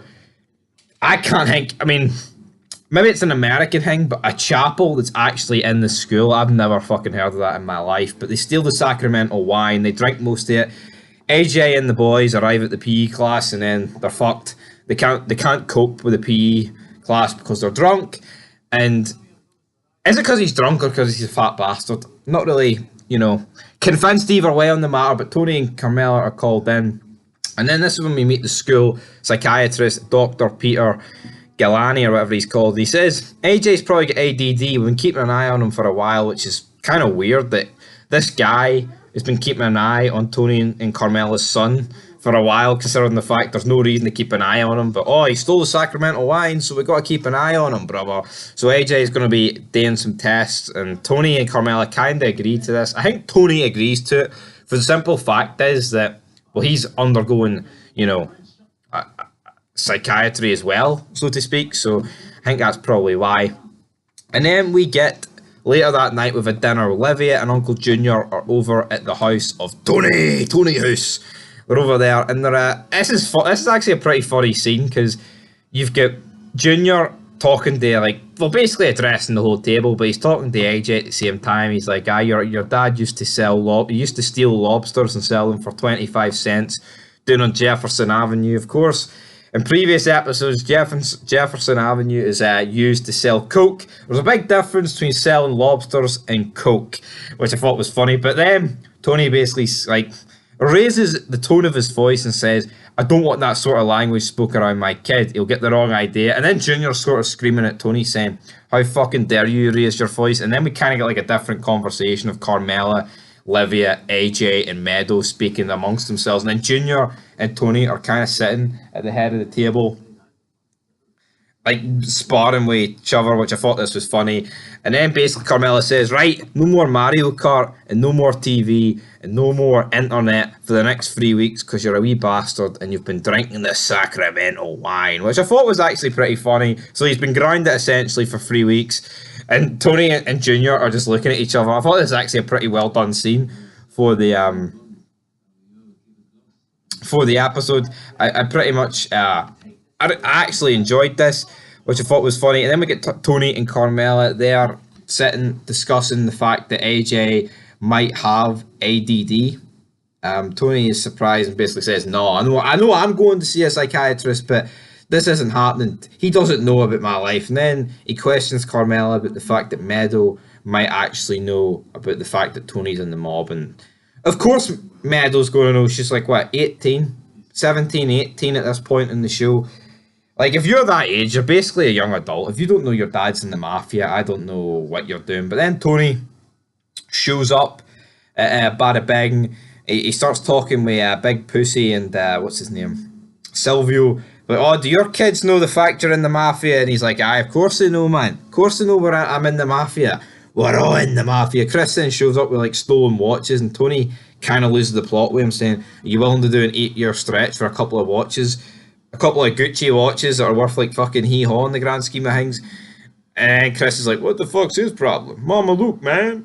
Then Tony, we get a couple of flashbacks, and this is where we actually see the introduction, our first appearances of certain characters. His dad, Johnny Soprano, also another appearance from his sister, Janice, who's older. I believe Tony in these flashbacks is about 8, his sister's probably about 10, 11, then his younger sister, Barbara, who appears about, what, 4 or 5 times throughout the show, is a baby at this point. And it's really at this like stage of the show where you see how much of a cunt his fucking ma is. Livia, I just can't stand her.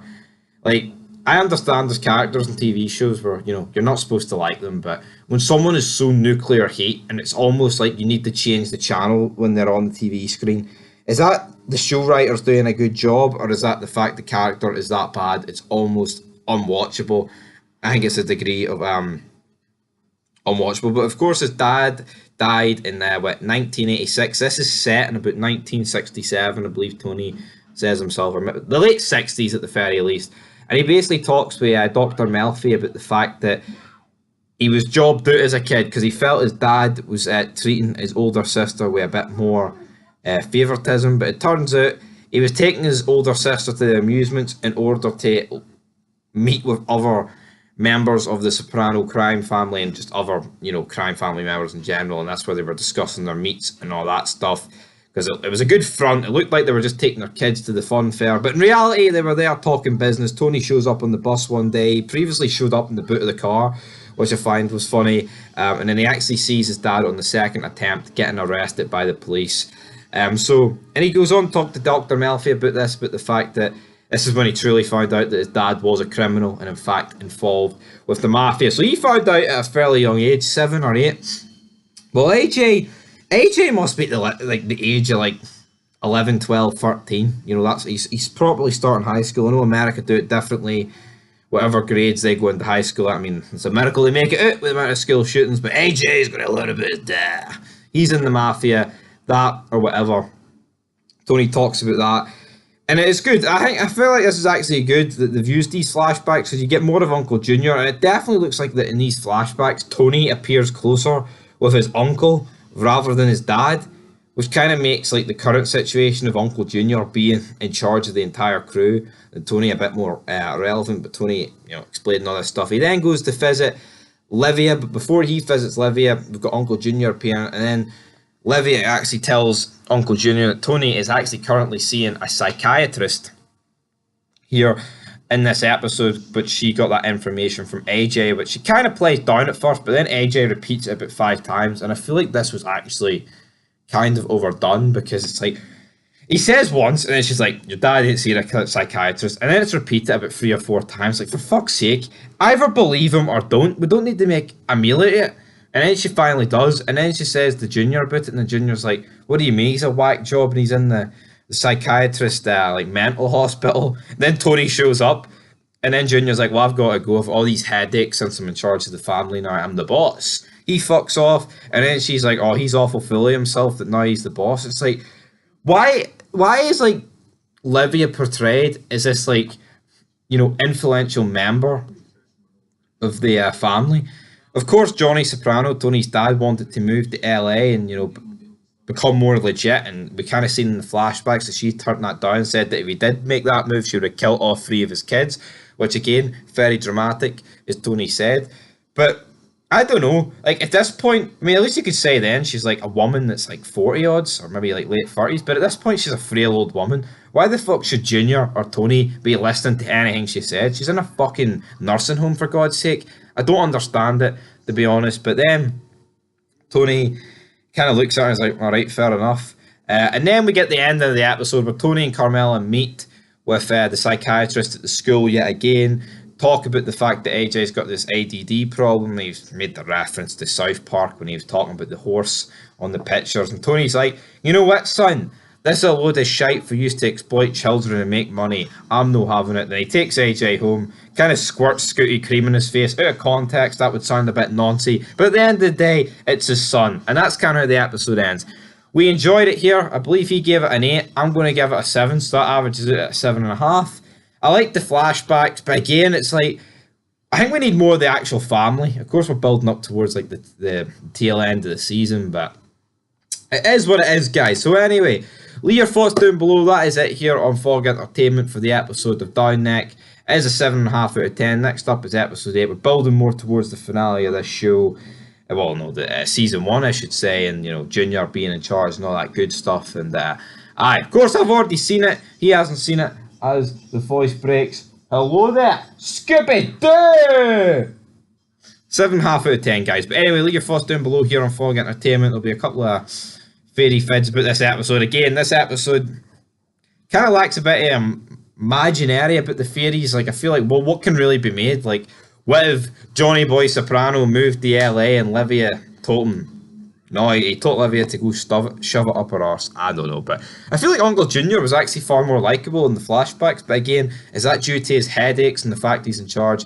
Only time will tell. Keep an eye out, though, on the theories. Keep an eye out on the Walking Dead rankings, Sons of Anarchy rankings, all that good stuff. And until next time, leave your thoughts down below, and peace.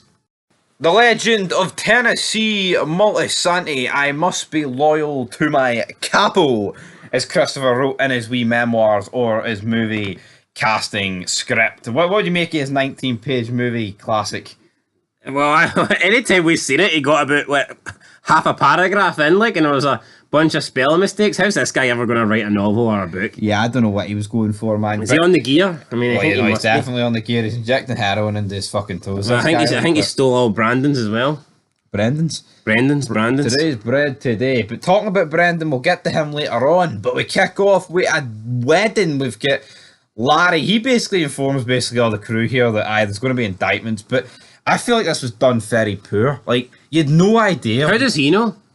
Well, he says that he's got a guy in the FBI. He knows a guy, a source in the FBI says there's going to be federal indictments. But again, it's like, we kick off the episode and it's like, we're just thrown into this wedding. Now, you did get Christopher before it having nightmares, and I actually thought it was a pretty well done scene. It looked like a really cheesy B-horror movie, though. It did, but that kind of is what your dreams are.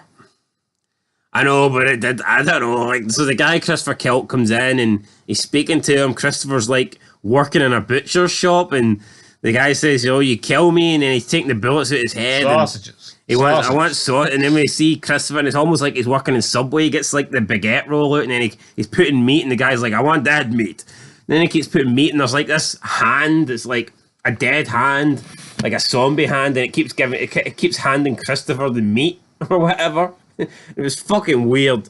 And then eventually the hand grabs onto Christopher and tries to pull him down into the meat section, and Christopher's like, "Let go of me, let me go!" And then he, bursts up and he sits up and does an Undertaker in his bedroom basically at night, sweating, pulverizing, and it's a bad dream. So I mean, it was a bad dream, but again, is it because what is this, man? The guy just wants recognition. It was a Christopher episode. it was a heavy Christopher episode.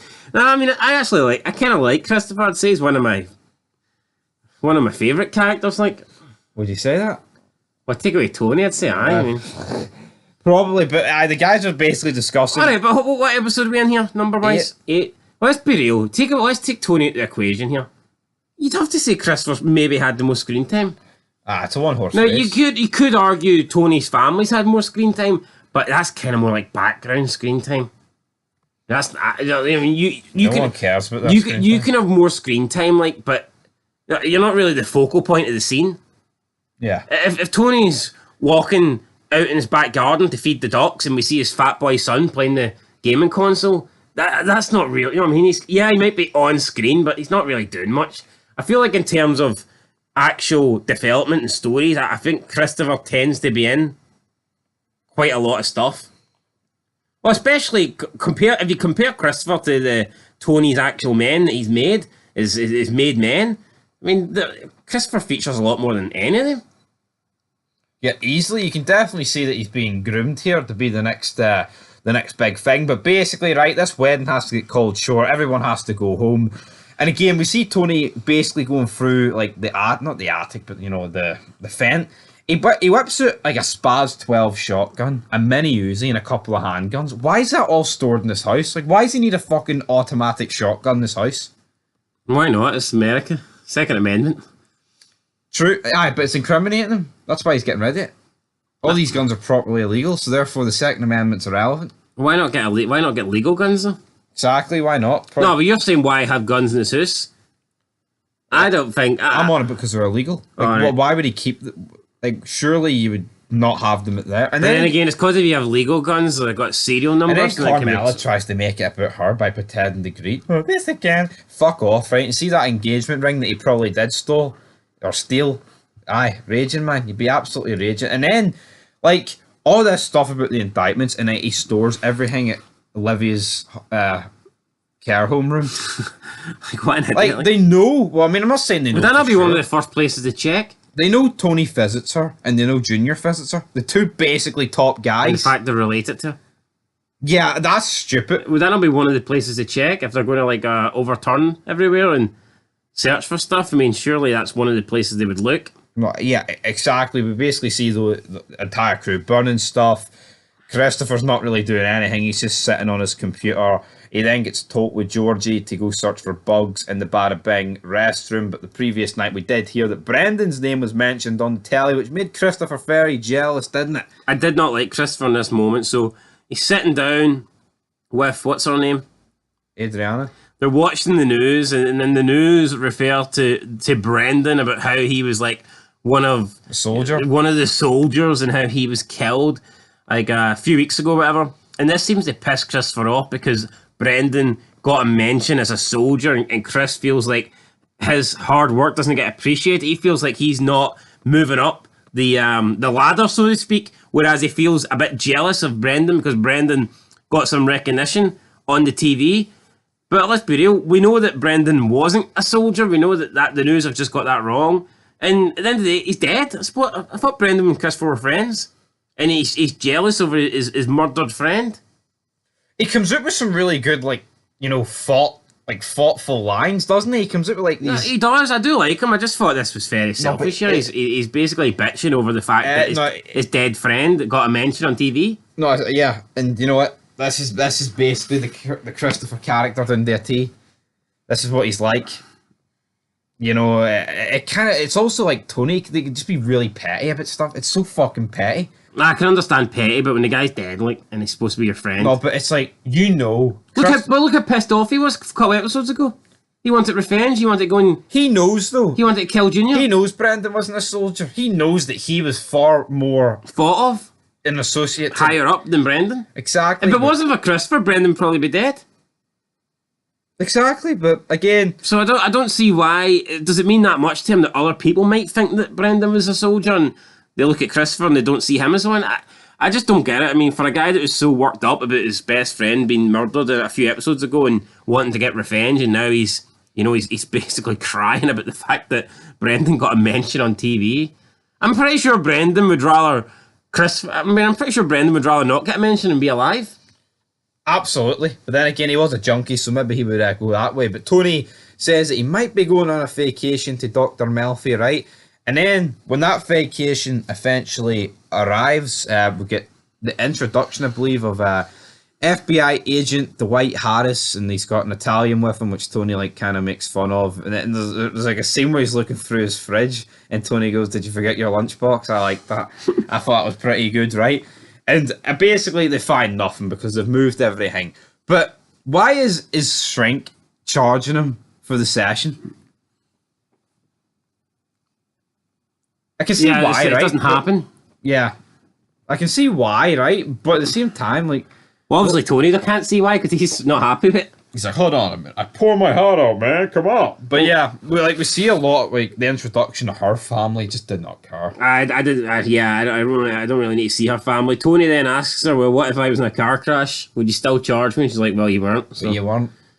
That's a good point. What if, though? Exactly, no, I think it's a very good point, like, but it is what it is. And then we cut back to Christopher. Tony phones him, tells him to get to the Bing, and then this is when we see him basically go into the what is it, the donut shop, man? I don't know, like Americans, the bakery. I don't know what they'd call it in America, but aye, this fat guy jumps him in the queue, right? And see the way people talk about The Sopranos as a very, like, it's done to a T and it's got everything in point. See this fat guy that comes in? I believe he called him Fino. Mm-hmm. He is brought into the show in season 3 and he's called Fito. So how can they have the same actor playing two different characters and it'll be called like a big continuity fucking quality show? You get me? I think stuff like that's very cheap. Maybe they liked the actor and just wanted to cast him as different characters. I know, but come Well, on. I know, but I think if he was only in this one scene, you can maybe get away with it. They change up his appearance a wee bit. No, still fat fuck. Oh, well, maybe. Fair enough.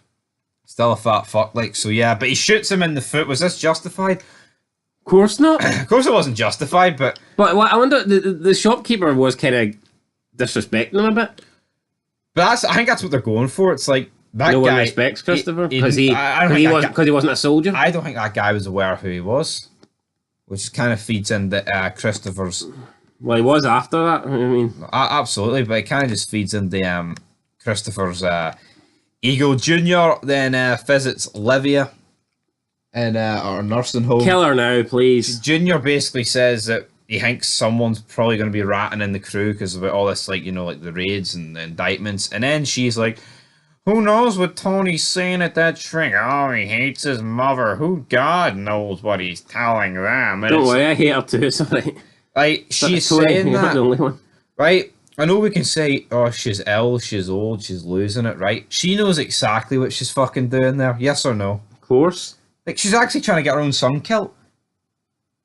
Or at the very least, she's trying to cause a massive divide between him and Junior. And when she talks to Tony, she tries to paint him in a bad light. She was a shit mother, though. She should probably just accept it. Try and improve instead of doubling down and being shit till the day that she dies. Oh, that's what would make sense to me. Yeah, exactly. Like, but yeah, again, very, very stupid here. Livia, man, it's just like you mean you could get the only two people that visit you killed. Pretty stupid maneuver, if you ask me. Christopher and the Georgie guy dig up the body that Christopher was getting told to in his dreams that he had to move the body, so they move it. Oh, it's growing beard and fingernail. Big Georgie's sick. Thoughts on the moving the body? Was it really necessary? In broad daylight. In case they move it, in case they build a condo on top of it, man. Whose decision is this? I mean, you got just Christopher's not the smartest tool in the toolbox, and then you got the other guy who's an absolute It's called dumbass. Georgie, for fuck's sake. Georgie is an absolute plank. I mean, what were they thinking? I mean, who digs up a dead body in broad daylight? Seriously, Not exactly, but Tony. especially with the current, what's happening with Tony and the crew, like, currently being under FBI watch. It's Which like, Tony says to him, and Tony says to him, "Do you want caught? Are you suicidal?" And Christopher says, "I'm not one of those midget wackos. I don't need Prozac bait." And he's like, "I'm not this skinny Gwenie doesn't need Prozac." He basically just buried Tony at every opportunity, but Tony can't react. I felt it like was brilliant. I felt like Tony wanted to like open up and was like, "It's okay, Christopher. I'm depressed too." Aye. And then Christopher just shot that down, And then Tony wanted to kill him, but he couldn't kill him because then it would be like, "Fuck, I go to a shrink." And then basically the episode ends. Christopher finds out over the message machine that he's in the newspaper. It's all good. We also had a scene where Tony and his family talk about Italians in America, but fuck me, it felt like it went on for about 15 minutes. Yeah, they're talking about things that the Italians invented, and then his daughter, forget her name, Meadow says, "Did the Italians invent the mafia?" I thought that was pretty funny. Tony didn't like it. But see, that's the thing. Tony, he's like delusional as well. It's like all he cares about is like, making money and providing for his family. He couldn't give a fuck about the history of Italians. Because see, if he did, you wouldn't go to illegal fucking ways of making money, wouldn't you not? No, if he cares about Italians, why would he want to further damage the name? Exactly. If he cared about Italians, wouldn't he want to live a clean life, a respectable Walter White life? never claimed he was a fucking proud American by making meth. He wanted to make some dosh. And on that note, guys, that's where the episode ends. The legend of Tennessee Multisanti. By the way, we also want to make some dosh, so please feel free to subscribe, comment, and like this video.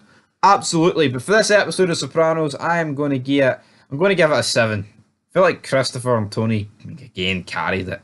I'll get a 7 as well. I enjoyed it. I feel like a lot of the episodes are good.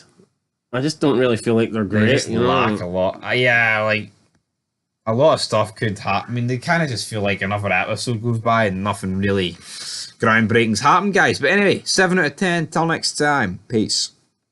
Artie Bucco is the new underboss. It's episode 9 of season 1. Artie's taking over. This is Artie's town, damn it. And you know what? I think if I was awarding an MVP, I'd give it to Artie. Because it's been eight Tonys. But I think Artie took it from him, or was Tony still top man? It could be Artie. Artie could have snuck in here, Is it not mad? Some guy who's literally a chef, but Tony burnt his restaurant down. So he's a retired chef. He's like chef in a kitchen. He's flipping burgers. And he's been dealt a shit hand, right? But anyway, right, let's get into this episode, Boca. We kick off. We like a good kick off, right? But we're at school. We've got Silvio with Artie and Tony. They're watching their daughters play football. They're playing soccer. They're being coached by Don Housen, which is a pretty cool name for just some throwaway pedo coach. But thoughts on this football match? Because I thought it was some of the worst acting I've ever fucking seen. Yeah, it was terrible. I know they're not professional footballers, far from it. But Jesus Christ. And another thing, it was almost like they were using American football tactics. The guy's screaming like 44. It's like they're naming like American football plays. Hail Mary, man! Silverback 44. And it's like what? Money line 56, and it's like really. To give a fucking football, mate, you just pass it to your teammate and put it in the back of the net. Yeah, I just didn't get, right, so people can type up The Sopranos, right, hype it up to such a degree, but you've got to be real, right, you've seen 9 episodes, there's a lot of, and I say horrendous acting, there is. This is horrendous acting from the kids, and there's even more horrendous acting from the kids later on, get it, I say kids, so they're teenagers, man. I just feel like this was very phony. What do you mean? What was the horrendous acting? Them not being able to play football? Aye, and then you've got the fucking mobsters marking out at some match. It's you would think this is the Milan Derby. The way Tony and all were getting on. Why would Silvio's on the pitch demanding yellows? Why? I don't understand why Tony cares. So why is Tony at his daughter's soccer game? Yeah, he's happy to let his son sit around the house being a fat slob playing video games. I mean, shouldn't Tony be saying to Mido, "No, you're not playing soccer. You're gonna go and learn to cook or something"? I'm just being honest with how traditional Italian families would be, and especially back then. You're a gangster. You're not going to believe in this equality piss. You know what I mean? It's like I thought Tony would have had his priorities straight. No, absolutely. But Tony here, he's like, AJ wasn't even in this episode. Does Tony Jr. or whatever he's called, is it a little fatty? Does he play any sports? He does, but he just gets bullied. I'm pretty sure I can recall. But they wonder, right? They wonder, but they're drinking with the coach. The coach is all pally with him. And again, I don't know, I just thought this relationship with the coach for the first 20 minutes of the episode was pretty weird, but I digress. And then Junior, he has to lay low, as lawyers tell them, because things are heating up and the indictments haven't went away. And I just don't understand how this Junior guy's even in any sort of leadership role, man. The guy's getting changed in the golf club, which is a wee bit later on, but I just have to talk about the guy's physique, man. Well, yes, what, 70 odds? Like, I know, but come on.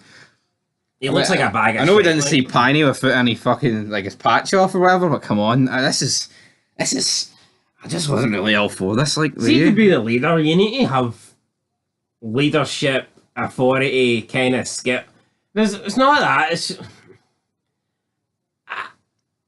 Like, men lead, but I mean, surely once you are beyond certain, like, physical attributes, then you can't really be a leader anymore, can you? No, I agree.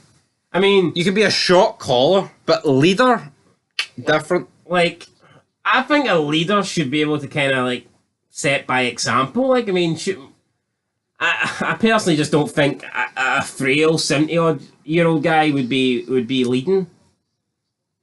That's my opinion. But I guess the mob is kind of different. We then cut to Tony and Artie. They're in. Okay, but let's take Sons of Anarchy for example, right? Clay, he is old, but he's still very capable. He can still handle himself, right? He carries shotguns, man. There's a reason why Clay. Like, imagine Penny being president. Or who's the guy with the throat thing in prison? Lenny the pimp. It wouldn't really work. I don't think you can have a leader that isn't physically, like, able to take care of himself or defend himself. No, I agree, but I think in the mob it is kind of just different. So alright, fair enough. And plus, Tony manipulated Junior into thinking he's top man, but in reality, he's just letting him true, take I get the that, fall. but even if you take other, let's say, like, we don't like it, but let's say The Walking Dead, for example. Now, Rick might get his ass kicked in a lot of fights, but he gets in the fights, you know what I mean? He's willing to have a square go. Yeah. There's a reason why Rick's the leader and not, let's say, Herschel. Even though Herschel is playing, like, he has leadership qualities or whatever, and he's wise, and he can, like, direct Rick and advise Rick, but I just think the leader needs to be physically capable. I agree, and Junior's not. I mean, of course he can fire a gun. Like, I mean, I just think if it came to a scrap, he'd be of course he'd be humped. But then, I'd argue that with most of this crew. I don't see who's actually. I mean, Paulie, Silvio, they're not fucking built. They're kind of just a bit. I mean, Paulie's old. Now, he's not fucking. Chris is like the guy that's closer to his prime, but you have the feeling that Chris is a shite bag that couldn't fight his way out of a paper bag. Exactly. But Artie Bucco can fight his way out of a paper bag. Big Artie, he should be the leader. He's sitting down with Tony having a meal, and again, why are these two sitting alone having a meal? It's like, this episode, honestly, if you just tuned in, you would think Artie's like one of his top guys until like 5 minutes before the end where Tony wises up. But he spots a guy wearing a cap in the restaurant, and then he goes over, he's like, take the cap off. He's like, no, I'm keeping my cat on, dude. And then, like, he kind of looks at his girlfriend, Tony, and then the guy looks at Tony and he's like, alright, I'll take it off. And then Artie's like sitting in the background rubbing his hands like, oh yeah! Artie, this was petty for Artie, honestly. He fucking spat the dummy because some random guy didn't even know was wearing a baseball cap inside a restaurant. And then when Tony went to do something about it, his arse collapsed. I mean, what's it to you? It's a baseball cap? Fuck me. Ah, the traditions, T, the traditions. But then Meadow, they're drinking, they're doing the whole paper brown bag thing, right? Where we're supposed to keep it hidden that we're drinking. We're out in the park. Like if you're in the middle of nowhere and no one knows you're there, then what is the real problem? But Ali, top Cristiano Ronaldo striker. Let's be real, even if they were in the streets, right, in public, wouldn't it just be drawing attention to yourself on a paper bag over your drink?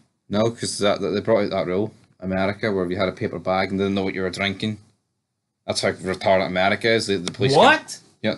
So if the police walk past, like, someone that's 14 and they're drinking it, they can't say here. Well, see, right, seeing The Wire, the police chief brings this up and he says we're going to do it with drugs, and he legalizes drugs within a certain city block. So If they do it in a paper bag sort of deal. So if you stick your nose in the paper bag and start snorting, you're alright because they don't know what's in the paper bag? Yeah. That's fucking retarded. To that degree, yes, essentially. But anyway, we're not talking about The Wire. That's another HBO show. We're talking about Sopranos, right? None of the rest. You want to see The Wire reviews? Let us know in the comments below. But Tony, Meryl's friend Ali's taking the risk here, but we're not really aware of why. Even though in the opening, the coach tells Ali, like, go on, shoot, and it was like a really weird, wasn't it? Remember that? Like, come on.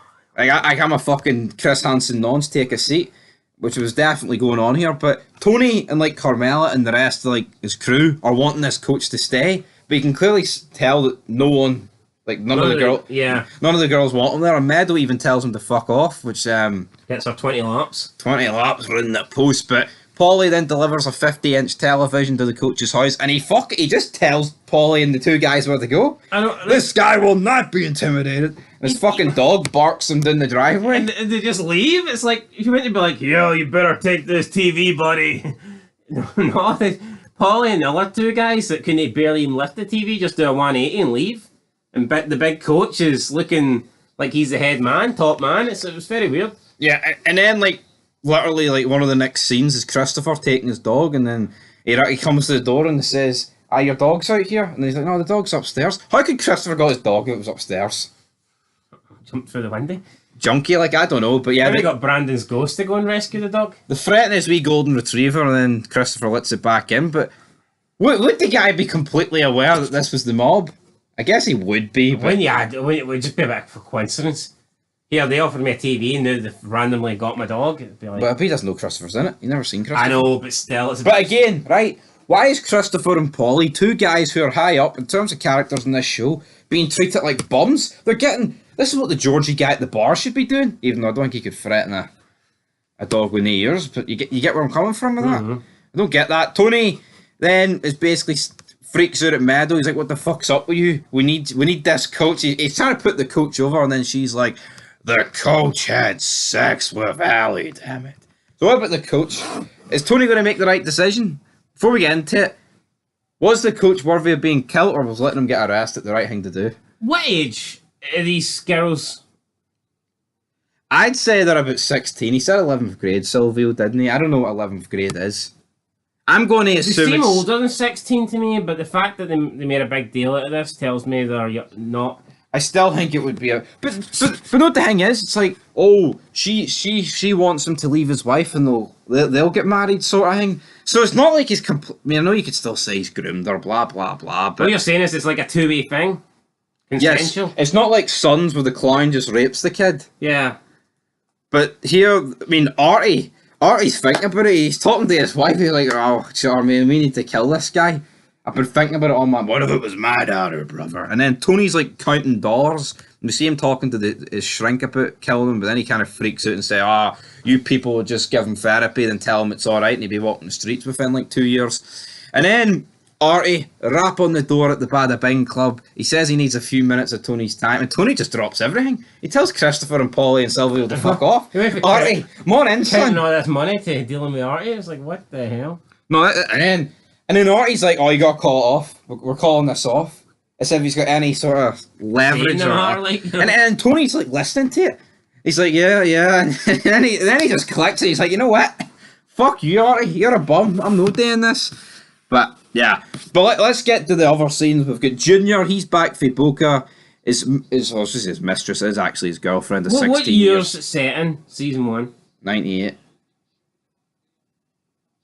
What, was that when it came out in, or is that the year the actual show's set in? The episode 1's July of 98. I'm not saying that. I'm saying like what age, what show, season 1, like what year is it set in? Not what year it came out. Like that's what I'm saying. Right, okay. It's set in July of 98. The first episode. It came out in 99. No, the episode. Right. So the show's based on 98. Yeah. Well, that would make her what? Mida was born in 1982, so 16, 17. So the friend could be a year younger, maybe a year older. The jury is out on Judge Don Hansenberger, but we'll get to him a bit later on. But what about these scenes, man, with Tony and Junior? some of the pettiest stuff you'll ever see, isn't it? At the dinner table. No, fuck, dinner table, golf course, whatever you want to call it. And Yeah, it's- well, yeah. So they're making fun, and he's talking about how Junior likes sushi and all this stuff, and he's like You're fucking spastic. he's talking about like underswing, and then Junior's firing back at the fact that, well, you know, Tony, he doesn't quite commit with it, but he kind of, you know, insinuates that Tony's head's gone and that he knows about his therapy, even though he doesn't come out and just say that, but he drops like subtle hints, and it is very fucking petty. I guess everyone in life can be petty, but you would just think these two would be beyond those little. but you can arguments, see but- that they're of the same spade. They have these wee outbursts that leaders should not have. Like, even at the dinner table, not as much these two in this one, but it's like, why do these even have dinner together? They can't stand each other. Yeah. Like, they literally. Although when they're having dinner together, there's always other shit going on. You'd think they're actually getting along. No, you would Like like. fucking grandma or whatever she's called, that bitch is always causing problems. But you've got Silvio and Mikey, Junior's number 2, just standing there, sitting there like, what are these two even arguing about? But Mikey thinks Tony's up to no good. But then back when Junior and him are getting changed, Junior tells him, he's going to see a shrink. And then Mikey's like, I fucking know. He's like, you didn't know shit, you fucking spastic. I like that for Junior. I mean, he may be a decrepit bastard, but he set Mikey in his place. But again, Mikey's like, what, take him out? And again, it goes back to the pettiness. Junior is Junior willing to kill Tony because he's pissed him off, or is it because he genuinely thinks he's ratting the psychiatrist? I don't think he really believes Tony's a rat, does he? But then again, I guess... But that makes him petty then. That makes him like he's literally going to kill him because... Or maybe he thinks that Tony could be spilling the beans because you're allowed to do that with those psychiatrists. Whatever you say is confidential, unless it's like a risk to somebody. So who knows? Could be paranoia. I mean, it could be that. You got to keep in mind, Junior's like old school, so the 40, even Tony speaking to a psychiatrist is going to be news to him. And then when if he thinks that Tony's blabbering about all their business deals, then Okay. I know. I think you should know though that Tony's not really going to rat like Ben. Anyway, back to the task at hand. Junior, we get the ending montage. Junior walks into his girlfriend's office. She's like, "Oh, Junior, you didn't cut," and then he just grabs this like he's going to punch her, and then he just grabs meringue pie, and he just smashes her. It was again, it's kind pie of face. like it is kind of funny, but it is kind of like cheap, and I don't know. It was little. Especially, I don't know, I just feel like it, but then it makes Junior look really bad if he just walks in and fucking decks her, but then again, that's kind of what they did, isn't it? Like, guy of his generation, born in the 20s. Yeah. Well, bear in mind, like, this guy's born in the 20s, like, I doubt he would have done this. It's not even his wife, it's not like he's had kids with this woman, just some fucking jobber. And then, Tony phones Silvio, he calls off the hit, we see on the news, coach get arrested. So was that the right choice? That will be a fairy fid, but you know what? I'm going to go and say yeah. Yeah, I don't think he deserved to be off. Like, I mean, it's definitely a sleazy thing. I don't think. I mean, a sleazy thing that he's doing, like, but I mean, it's. I guess I don't know. You know, it's not complete. It's not the worst thing I've seen in TV shows. You know what? I mean, if they killed him, I wouldn't have. Mido did say that he's sleeping with her, and she didn't say that he raped her. Like, I suppose it's not because it's consensual, and I know. It is a bit sleazy, like, isn't it, I guess. But that's the thing. It's hypocritical. You've Tony and like all his crew that'll be sleeping with 18-year-olds, 19-year-olds. But what, the coach is sleeping with a 17-year-old and he's a bastard. Yeah, I mean, fucking look at Tony. Like, I mean, the guy's not exactly clean himself, is he? No, he's a fat, greasy pig. Anyway, though, that is the end of the episode as Tony just passes out on his couch drunk. And if anything, it felt like it seemed like the striker or whatever she's called, Mido's friend. It seemed like she was hurting herself more over the fact that it wasn't really that the coach was hurting her. It was more the fact that he wouldn't leave his wife, and it was like the coach was trying to.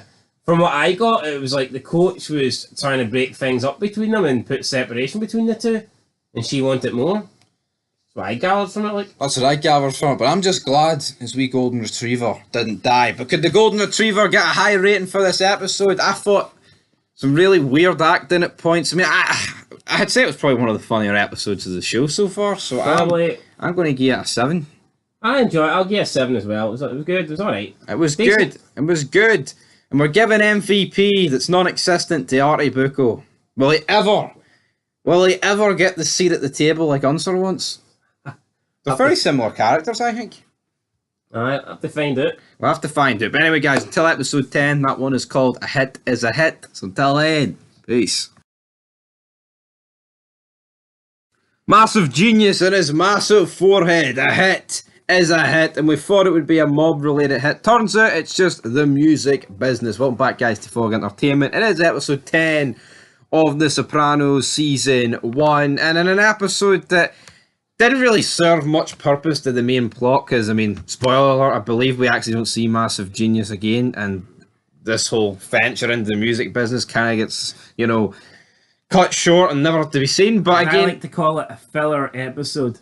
yes, but I think it was a decent filler episode for what it was. But we kick off the episode. I like saying episode. We have Polly with Chrissy. They're basically doing a raid. It's a score. All these unmarked bills, but turns out could they possibly be marked later down the line. But again, it's kind of like out of nowhere. There's no planning. It's like did the last episode even happen? Like, Yep. I feel like there is no there is continuity with certain stuff, but like with certain other stuff, it's like, are we in a different universe Throws here? you in the deep end here, and you're thinking, why are they doing this?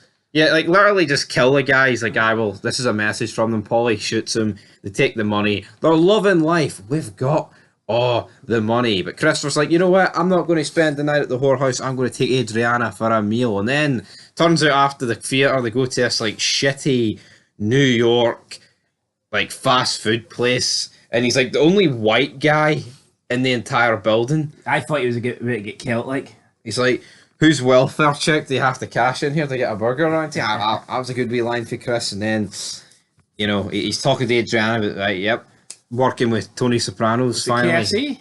Don't know what it was. But he's talking about, right, so he mentions Tony Soprano, right? And you think the cops are, 50-50 booking, so to speak. And he's straight over in the, he works for Tony Soprano, guys. To be fair, this probably saved his life. Is that what the cop's going for, though? I think the cop was more going for a point of, he thinks he's the fucking man in here, troops, because he's with Tony Soprano's crew. I got more from it. Here, don't do anything to him. He's with Tony Soprano.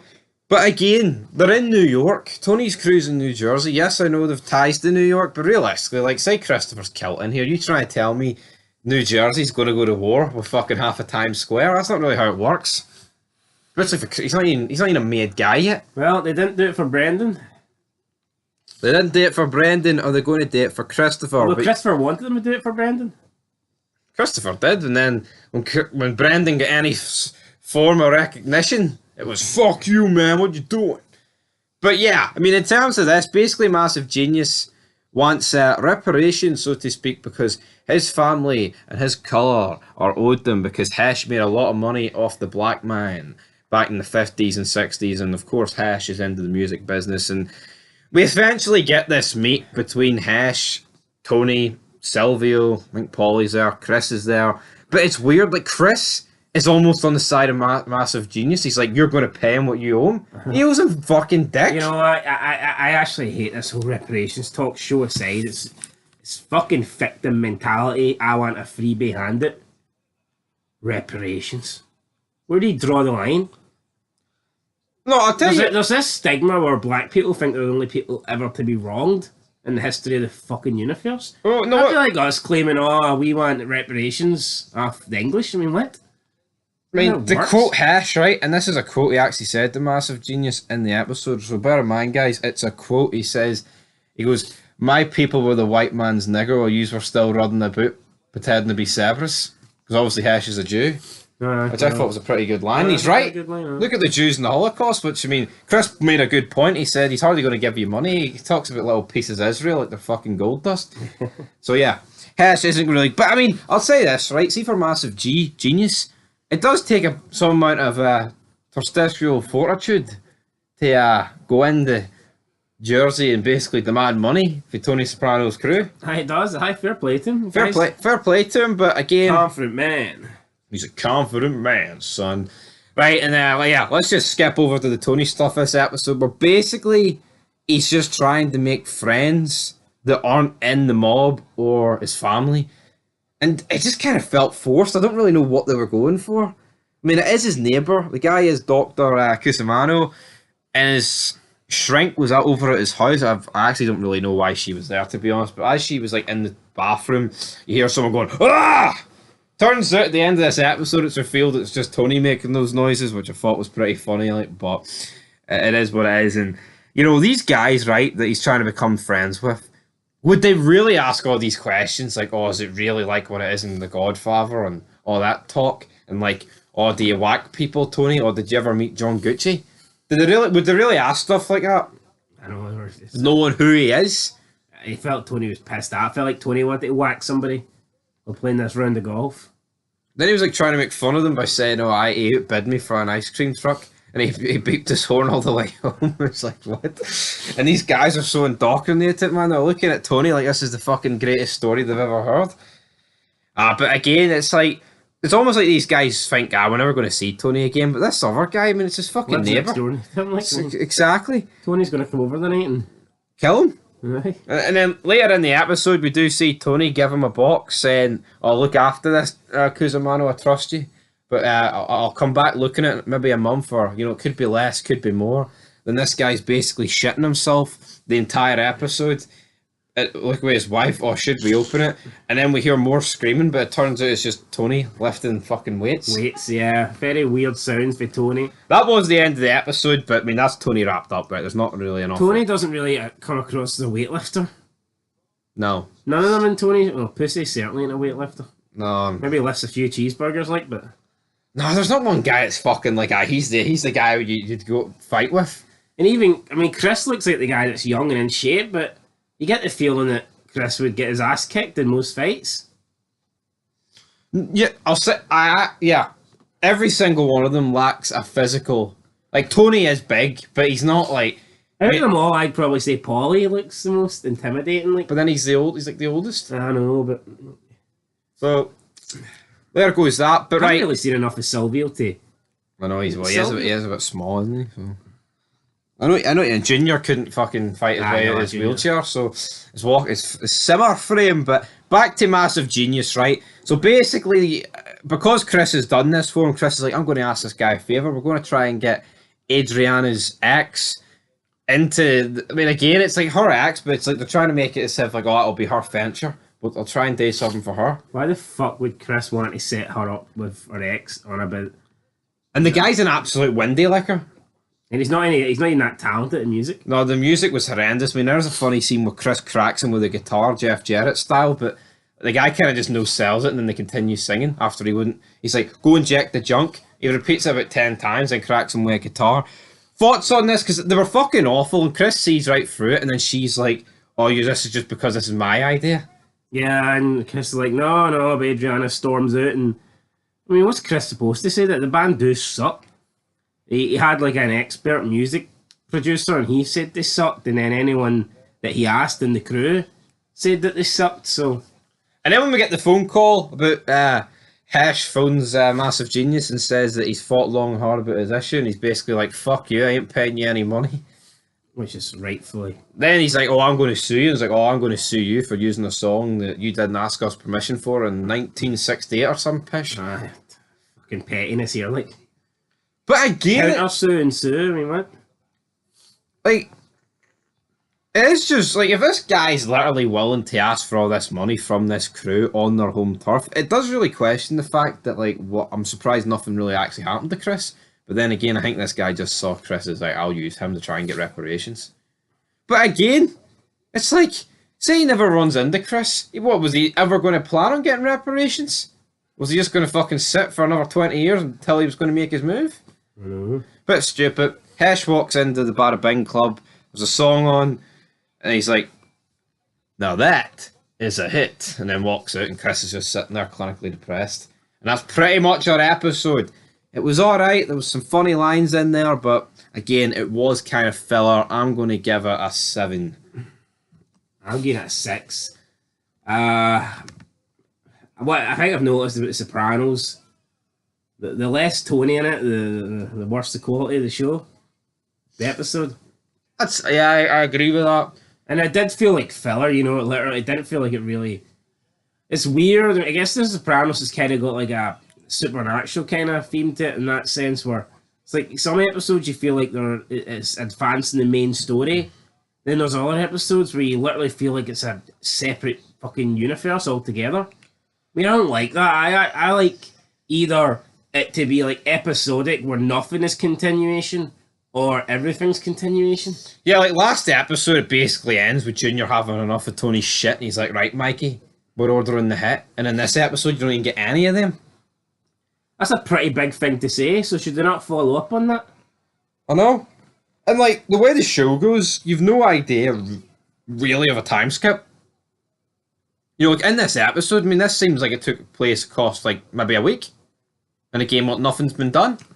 Anyway, though, we're giving it a 6.5 because he gave it a 6, I gave it a 7. Next time out will be episode 11. 3 more episodes after this till, well, 2 more then the finale. Make sure you check out all that good stuff. But until next time, check out Fear the Walking Dead, The Walking Dead. But until then, peace.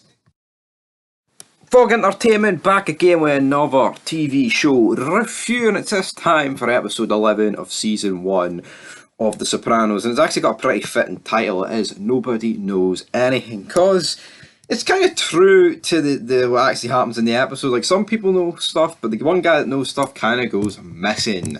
But let's dive into the third last episode of season 1, and in my opinion, it's probably the best episode of the season, and probably one of the better episodes of the show. I mean, The Sopranos is good. I do enjoy it. I just feel like there's massive flaws with it.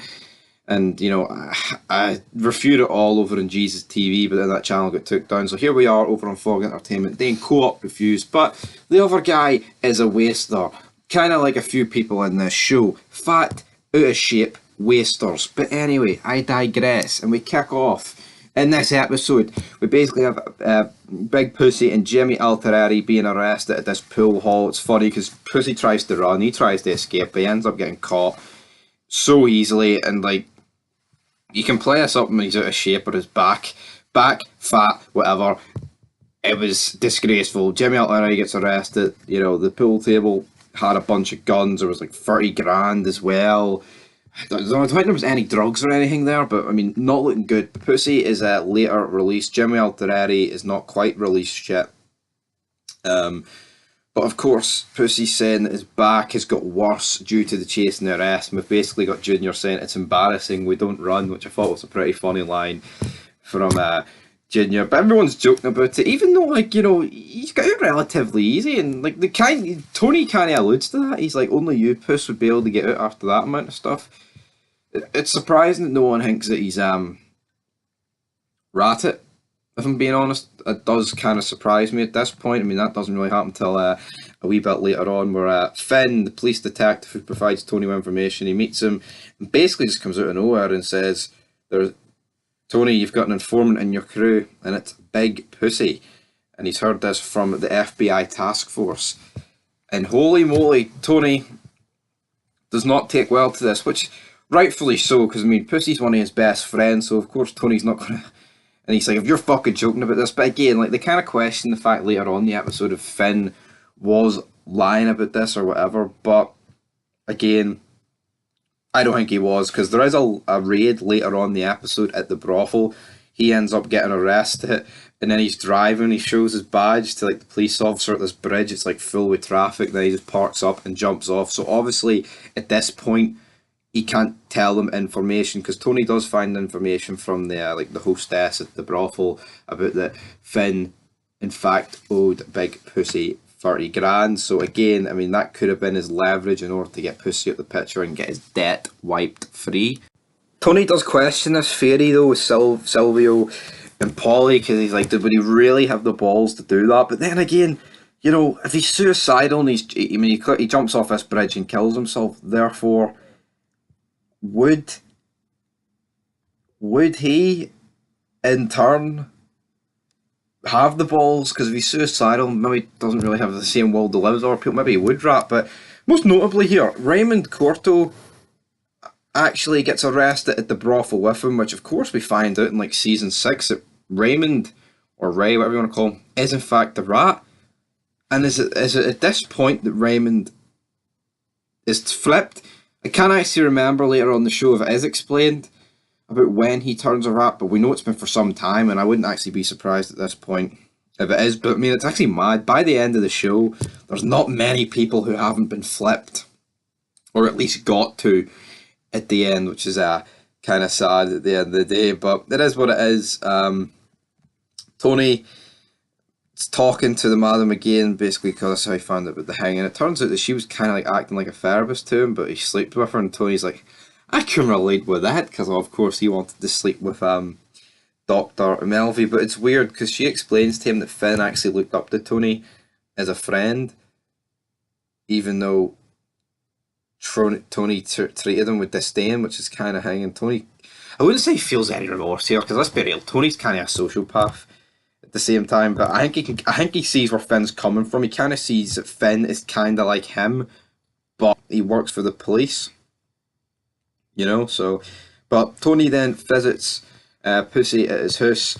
He's basically sitting at home with his back up. His son's there. Tony makes fun of him, saying that his son can't be his because he's a good-looking kid, man. It can't be yours. Just, you know, the typical banter here that's nothing exactly mental. But Tony, he's trying to like question Pussy here without obviously like letting it slip that he thinks he's a rat. But of course, that's kind of what's going on. Tony then calls Polly. They're having like a sit down at Bada Bing. Tony lets him know that Pussy may be a rat, and he wants Polly to find out if he's a rat. And if he is a rat, he can only act if he actually finds a wire on him, which I think's the right call. You know, I mean, if it was a guy who was just in the crew, not one of your best mates, maybe you could act like you know without actually seeing the wire. But Polly then takes him to get a fits done, or whatever you call it, it's the steam thing, and he just. Yeah, even this is weird in my opinion. Like Pussy gets so defensive. He gets so defensive, right? And it's like, right, he would obviously know where Polly's taking him, but it's like he lets it get to the point where it's take your clothes off or nothing. Like surely he would be like beforehand, no, Polly, I'm not doing this. Then he kind of does flip it and says he can't go near steam and that the heat would be bad for his blood pressure and his heart. His doctor told him this. Which then Polly then proceeds to back off, but Polly didn't exactly. But how far could Polly go here without making it obvious to Pussy that he was suspected of him? Because at the same time, like we see in like season 3, of course, we do find out that Pussy was in fact a rat. But it's like points where he was pretending to be Santa, and he like Tony's like, fuck, he was wearing the wire then. But that's the thing I don't get. Was he?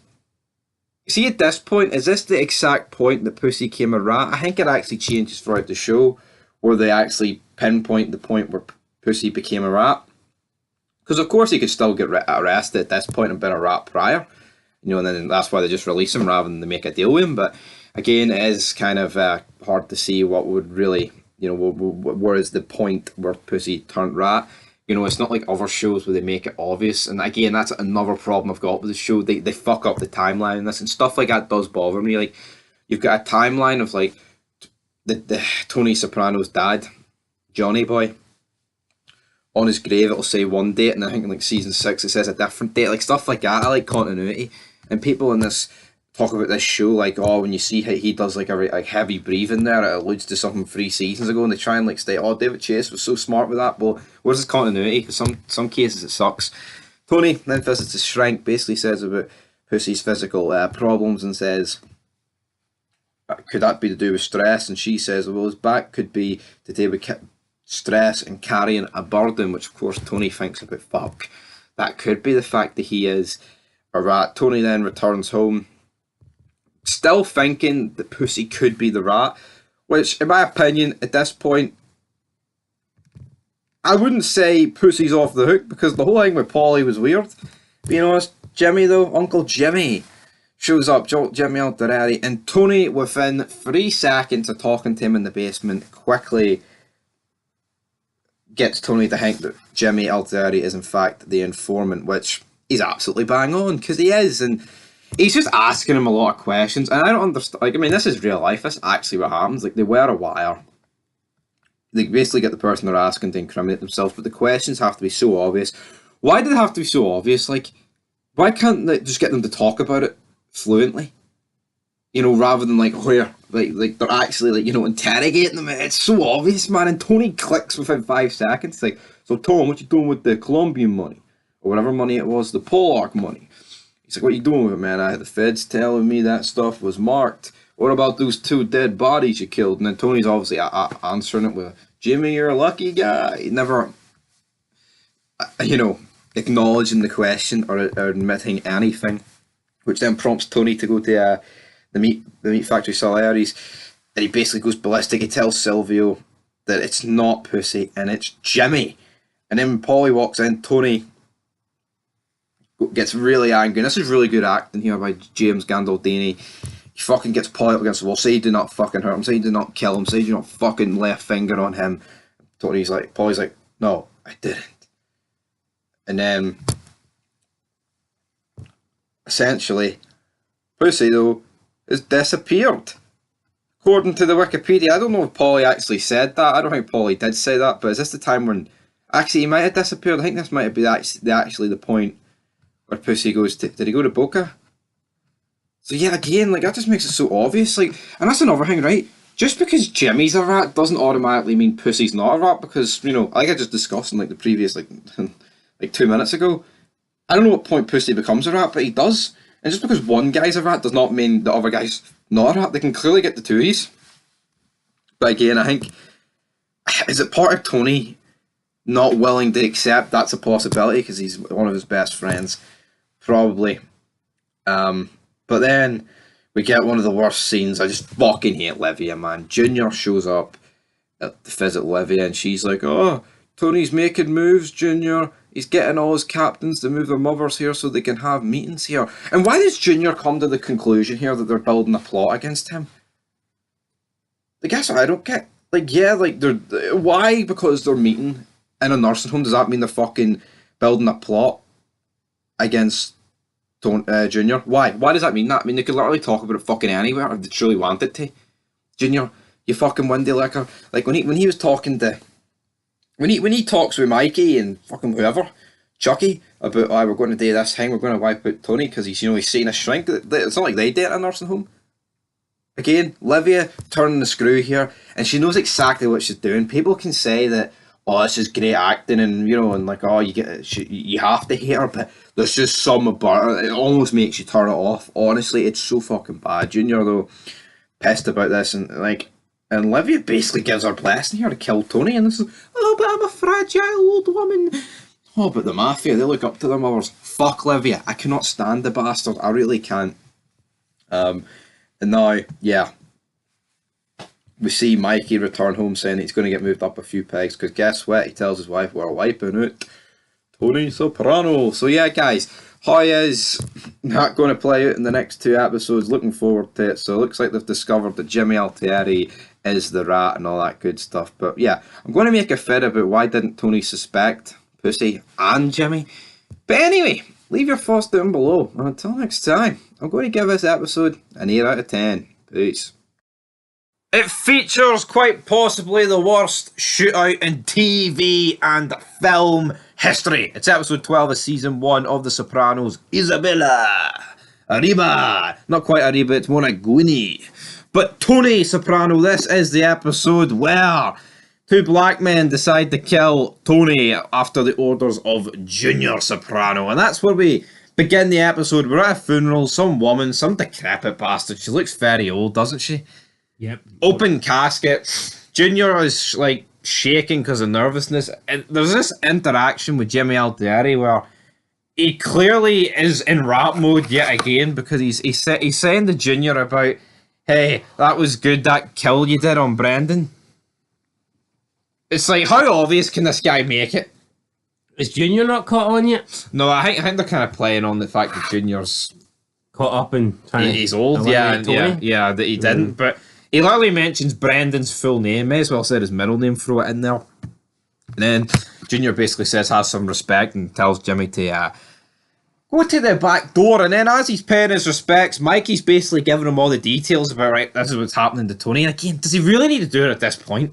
Like, Yeah. they're literally right beside the woman. They're kneeling down. Mikey's like, right, it's going to be at this newsstand, mate. Junior doesn't want to know. It's going to be at 11:10. He's going to pick up the Tropicana, and then they're going to whip out the gun. And Junior's like, for fuck's sake, Mikey, man. No, it's no happening. And we thought, pretty depressing opener in a funeral, but then it's just Tony is lying in bed, dark out, curtains across, and he's like covering his face where you can just see his eyes and nose. And what's happened since the last episode for the guy to be so fucking The depressed? great Tony Soprano doesn't look so great anymore. Like he's He's taking Prozac, lithium, he's got severe depression. Thoughts on this? For a main character to be this depressed, I know it's what they're going for, but do you not honestly feel like this is just going to have an effect when you rate him compared to other people in TV shows? Yeah, I mean, could you imagine if there was meth to cook and Walter was in bed pulling the blankets over his head and he's like, "Oh, I don't feel like cooking meth today, Jesse." No, there was always $1 to be made. I see at the end of the day, There's always dollars to be cooked. we've said, right, he's like the best character in the show, he's funny as fuck, but seeing he's having a sit down, all someone has to say to him is, here, you're a depresso, a whack job. And what's he got? We see it throughout the show, like, I mean, people Well, say that and he fucking loses it. He gets defenseless or defensive. No, literally, we see Chris talk to Silvio about it, and then Silvio says, well, it's alright, because Winston Churchill and Napoleon were sad fucks, but they led their soldiers, brother. And Tony, he looks out the window, he sees this woman who's doing, like, laundry, and when I was watching this, I actually thought he was imagining it, but then we see Carmela seeing her, but then it turns out he just imagined that she imagined seeing her, Yeah. which I didn't actually remember. I thought, fuck, she actually does exist, but it turns out she didn't. So Isabella's not even real. It's just an imagination. And again, And Tony's. was it a dream? It must have been a dream. So did he go to the restaurant and does he go and eat by himself? Again, this is very blurred lines. Like, I mean, alright, we believe in here that he's like, because he's taking that much medication, he's depressed. But like, he actually genuinely believes he's seen this. Yeah. Like, it's like a super livid dream and he's lived it. But he takes this woman out for a meal. They go to a restaurant. Talks about, my family's for Avellino in Italy, and she's like, oh, Italy, da, da, da, da. Brilliant. And as Tony, he's going on his wee routine. I mean, he's just growing stubble. His like shirt's unbuttoned. He just looks greasy. Chris is kind of like noticing the fact he's just depressed, so he decides to follow him. Then we get this like 5-minute like point of view from Chris's car, just following Tony's car. Pretty weird. And it turns out when Tony actually goes to the psychiatrist, he goes through a donut shop, out the back door, and then through the back door of the fucking doctors. And he just it's like he's auditioning for a role in The Walking Dead. He's literally just stumbling a bit. Like a zombie. Literally, and he just looks so fucking out of shape and depressed. I mean, at this point, to me, this actually looked more like a dream because it was like a really weird wind. And Chris sees this, and there's these two black guys. Turns out these are the two guys that have been hired to kill him. And Chris won't get the road, so the guy's like fucking, he's like police detective here. And I actually thought it was a pretty good dialogue between them. But again, Chris. Show me your badge. It's like, fuck off. Get out the way. Chris There's going to have to be 2 hits a day, buddy. This guy won't move. and the fucking Lexus. But Tony, of course, he's away. Chris goes in, can't find him, but like he just opens the door, scans the place for about 2 seconds, and goes, here, he's just vanished in the thin air, and gets in his car and drives off. So nowhere else they could check. Like, it was the quickest check ever. Literally peeks his head in. I don't see him. And away. I know. Why is Chris not walking in? It's like, yo, do you see some big fat fuck depressed guy? You know, like I know, honestly, I didn't really get this. Then we have Junior, like, throwing up in the back seat of a car with Mikey. Turns out they're waiting on the guy that set up the hit, so Junior tells Mikey to set up the hit. He phones a guy called Donnie, who then hires 2 black guys, right? And I'll say this and I'll say it again. If this hit is so important, which of course it is, I mean, he's literally killing his nephew here. why does he not get his actual lieutenants to do it? Yeah. The guys he trusts, his right-hand man. Is that not why you have a right-hand man? Now, I understand, right? In this business, you hire people outside because you want total deniability. right? But even after this happens, which we'll get to the hit in a minute, Yeah, but Chris walks in and goes, this was Junior, wasn't it? how can you have total deniability when you're using outsiders to do a job like this? That's just going to create deniability. That's just going to create headaches. Like, I know. In my opinion, you'd be better off keeping it knit, like closer. Yeah, your like little circle. Like, I mean, surely by hiring outsiders to kill Tony Soprano. How's that keeping a lid on things? I don't really get that. I don't know, because I just feel like, you know, if because like they say, they tried to make it look like two carjackers rather than like an actual hit. Now, if Mikey and says the other guy like wear masks, then it's like, well, we don't know who it is. That looks a bit suspicious. But white guys but can't again, be carjackers. See, to this point, right? Is Junior really suspicious? Or is Tony like suspicious that Junior's planning anything? Is his crew suspicious of anything that Junior's planning? They know there's a bit of tension, but then no one is thinking in Tony's camp that it's going to escalate to this level soon. No. Which again, to me, is very stupid. Yeah, there's tension, but no one's expecting Junior to put a hit on Tony. Like, no, that's not even Junior's expecting that. No, it's like he can't quite believe it. He's like, God, don't talk to me about it. It's like he doesn't even want to acknowledge it. This guy called Donnie shows up, says, right, some fucking civilian got in the way. Turns out that civilian's actually Christopher. And he says they'll do it tomorrow. And again, it's like, hold on here. This high-profile hit, fuck knows how much money's been thrown at this. We'll do it tomorrow. This isn't just something you put off. Like, oh, did you go shopping today and get my cereal? No, I'll go tomorrow. I know, like, I don't know. Pretty big deal, like. I know. I thought that was actually incredibly. Here, did you phone up today about your pass? No, I'll do it tomorrow. Yeah, this was like incredibly stupid in my opinion. We do get another dinner scene. Junior's not present at this for obvious reasons, because I mean he's about to kill the guy. Was he? Again, is it not very two-faced though that like he's like planned this for the last couple of episodes, but he was still showing up to dinner? He was hoovering fucking Tony's meat. I know. Off his dinner table, man. But taking food off Tony's kids' families dinner. But this is a pretty funny scene because like Carmela's prepped this dinner. Tony walks down this house coat. Spends about 15 seconds at the table, decides, this is fucking pish. And goes back to bed. I don't blame him. Then Olivia starts pretending to cry. It's like, I actually... Thoughts on his mum? I hate her. My least favourite character on the show. Do you think it's brilliant acting from a point of view of, like, that's exactly what they want you to feel? Or do you genuinely feel they're trying to portray, like, a character where it's, like, they're just old and, like, you have to feel for them? Because I honestly feel like you want to kill her. I feel like they want. I feel like if anyone's getting a hit put on them, it should be her. I feel like they do want you to hate her. But again, I think there's only so much hate can go. Hate's good if if they're proper against like the protagonist of the show, but she's just a nagging bastard, and it's not good. Tony though, again, more stubble, more on the beard. He's doing his wee routine. And again, this is weird, right? Because see when the hit actually happened, there's no build-up. All the build-up was the previous day. We see like the whole routine, Chris shows up, blah, blah, blah. But here, it's like the next scene is literally Tony. He's at the newsstand. He's buying his Tropicana. Right? He lets the guy keep the change. He walks over to his car. And what does he see in the reflection? He sees one of the black guys. The black guys are called Ray and Claiborne, right? I don't know which one's which, but what proceeds here is the worst 2-minute shootout I've ever seen in my life. Do you want to talk about it, or should I just bury it? You go ahead and bury it. Right, because he whips out his gun, he misses Tony, he hits the Tropicana bottle, which made for a pretty good visual, I'm not going to deny that. But here's I don't get. The Tropicana bottle burst from the side that was facing the car. So it's impossible for him to shoot that side when he was coming from the other direction. And I didn't notice it ricocheting off the car door first, so yeah. And it's like, wait a minute here, right? Tony's not a skinny guy.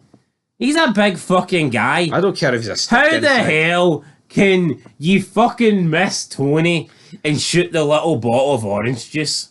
I mean, come on. Come on! No, I mean, how much feet is he away here? 15? Yeah, but 15? 20 feet? In fact, it could be 10 feet, I don't know. If you were aiming for the orange juice, it would have been hard to hit.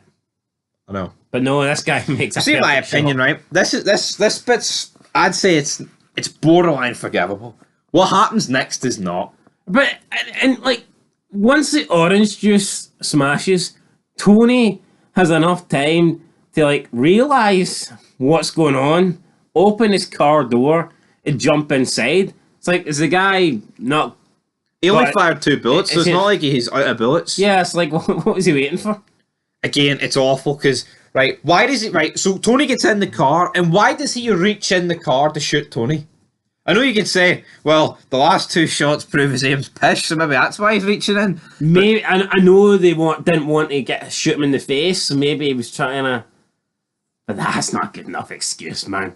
He was trying to get closer to him so he wouldn't hit him. So hold on, they hired the guy not to shoot him in the face, but he can't hit him from any angle, therefore you can't guarantee. What about the that accuracy. orange juice? How's that orange juice supposed to? That orange juice can't have needs to have a closed casket now. I know you're saying they didn't want to shoot him in the face, they could have shot through the car door. Yeah, no, I agree. I don't understand. If that's honestly someone's argument about, they wanted an open casket, that is horrendous. I'm sorry. Well, they did. I mean, they wanted an open. I'm not saying that's the reason. Like, I'm just saying. No, but if someone actually tries to argue like this hit, like what's Junior going to be more pissed off about, right? The fact they completely botched it from like point blank range. Or we actually skimmed shot. his fuck. I mean, they skimmed his ear anyway. Yeah. Again, like so the first guy reaches in, but what's the first guy reaching in aiming to do? You can shoot Tony. Like you don't actually have to reach into the car to shoot him in the torso. You can do it for a wee bit out of the car, right? So then he gets in a struggle with this guy, and it's like, even if you thought this was forgivable, the second guy then shoots in the car for point blank range and shoots his partner. Like, how the fuck did he miss? Like, I don't get And it. then, right, so after he shoots his partner, he decides, you know what, actually, I'm going to reach into the car. So why is the second guy reaching into the car? Like, I know we could argue this in the 90s, like, and maybe it was ahead of its time, but come on. How many movies have we seen in the 90s? Shootouts, Lethal Weapon. And come on, there's no excuse for this shootout to be so bad. And then, like, the guy, why are they reaching into the car? I'm actually lost for words. You reach into the car and you give Tony the opportunity to get within touching distance of you and wrestle away the gun. Just makes no fucking sense. No, like, it really... You would always keep your distance. See if you've got a gun, why the hell would you ever get close enough to the person that they can actually physically reach out and take the gun off you? I know. And then, like, Tony crashes it. One of them's dead. The other guy got away. You know, I've never quite understood that as well. You know, when you see maybe people, they've got a gun and they've got holding someone at gunpoint and then they like poke the gun into their back and it's like, right, come this way. It's like, why would you do that? I know. Your reaction speed's better be quicker than the person that you're... That make, and I know it's not really any relevant to this here, but that kind of stuff makes zero sense to me. Like, I mean, just think of all these movie scenes. Like, I just, like, in TV shows, I've never seen anything done this bad. Truthfully. In terms of it, like, I really haven't. But, again, Tony crashes his car, his family show up, then the Agent Harris guy walks in. Carmela's almost sold on the fact, right, I'll rat here and we'll just move to Ohio, but Tony's totally against it, which, alright, that's fair enough. But, back to the narrative that they're trying to push here, that it was just a carjacking. You could argue it was that sloppy. It would almost pass as a carjacking. Just nothing professional whatsoever about this. And like again, where's the second guy? See the way like the first guy walks up and tries to shoot him? Why couldn't the second guy have got him from behind and therefore Tony goes to go for the car? He shoots him. Very stupid. Very crazy. And this just sucked. Then his whole gang shows up at his house. And basically, Chris then is like, so it was Junior that did it. So this whole plan of Junior, like, thinking this was a masterminded plan, like, his crew, Tony's crew, alright. Everyone in Tony's crew seems to know it was Junior. But again, I would have liked to have seen, like, of them discussing this. Yeah, why? How did Like, they why come is to Chris that just come in conclusion? and the first thing he says is... Because, like, even seeing this scene, he's like, oh, I was fishing, I only just heard. Livia and Junior show up literally as they're discussing that, like, hi, he's did it. I mean, they're acting all pally, blah, blah, blah. And then Meadow goes to give it like the meal at the like the wee snack tray, and then Livy is like, "Who's Meadow?" And then Junior, you see Junior clock here, like, holy shit, is she that got dementia here? And I've literally been taking orders from her. But again, why is he taking orders from her? So much reliance on, oh, but she was the wife of the guy that used to run the crew. So fucking wet. What? So what? So Junior's just gonna let her, this decrepit bastard, run the crew? Again, this sucked in my opinion, and like I think it's a pretty decent scene when he confronts her at the nursing home, but then he like kind of like properly realizes that she's showing signs of dementia, and she's like, "Well, it's going to happen to you too, Junior." Prediction: do you think it'll happen to Junior, or do you think he's all right? Junior seems to have his brain See, to be cells. fair, I think scenes in this episode kind of already show that he's like not all there. Well, him hiding in the back of the truck, the car, I Aye. thought was a bit weird. And like Mikey, I mean, again, yeah, like that killing of that guy, I think that was justified. What? Because he just made the whole. That just shows you how paranoid he is. The guy went, "What is it? Did his own mother do it? Like it's a joke?" And Junior's like, "Oh, this guy's going to run his mouth, Mikey. You need to kill him." Yeah, I didn't think that was justified, but Yeah, that sucked. Dr. Melfi he meets with Tony. Tony's like, "Who have you told about this?" Because he's not happy. Because, oh fuck it, is this the reason there's been a hit against me? And then yeah. Tony finds out that Isabella wasn't real, and then when he's on the phone to Dr. Melfi, he's like, "I'm going to be even better when I find out who organised the hit." So yeah, you kind of get like the action of, I mean, it's the main character almost getting killed, so it's not like it's not like it completely sucked. Even if I think what actually happened in it is awful, but then like it just died. The episode kind of just dies down. It's more about here. Remember you seen that at the start of the episode? This woman that didn't exist. Again, I feel like it was a very weak episode. I feel like the last couple of episodes, yeah, we're a lot better. I was kind of excited. a lot of good. Like into there this was one. there was a lot of hype about fuck Junior's getting this hit on Tony. How's that going to play out? And then it kind of just fucking disaster. Yeah, I'm giving it a 4. What are you it giving was it? underwhelming. I'll get a 5. 4.5 out of 10. Would you say it's one of the worst scenes in TV history? Yeah, it's almost comical how bad it is. It is. It is. I mean, I'm thinking of shootouts, like iconic shootouts. This is. I mean, look at like Hank and Gomi against Jack's gang. Yeah, how well that was done. And I know that's like, Imagine Jack walked over and missed Hank. It was his last bullet and they had to keep him alive. and I know that's like what 15 years later, but still, I mean, come on. There's loads of stuff's been done in the 80s and 90s. Like it should have been better than this. No, I don't know why it was so bad. Like, I mean, are they trying to play up that Tony's lucky? Oh, to give him a new lease of life? No, fuck. I mean, there was 100 different ways this could have happened, rather than two guys reaching into the car. Honestly, man, just sucked. Like, even if he gets into the car, right, and then that guy goes to shoot him, but then his teammate on the other side tries to shoot Tony, then hits his teammate, rather than like the whole tussle between all three of them in the car, it sucked. 4.5 out of 10. Next up is the season finale. What's your predictions for the season finale?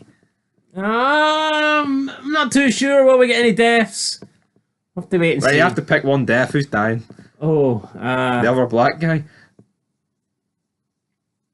Jimmy. Jimmy Altieri. Aye. We capo Jimmy. He's going to get capped. The capo's getting capped. 4.5. No, wait, it's Jimmy the traitor guy, no? Aye, the guy was speaking to him at the start of the episode.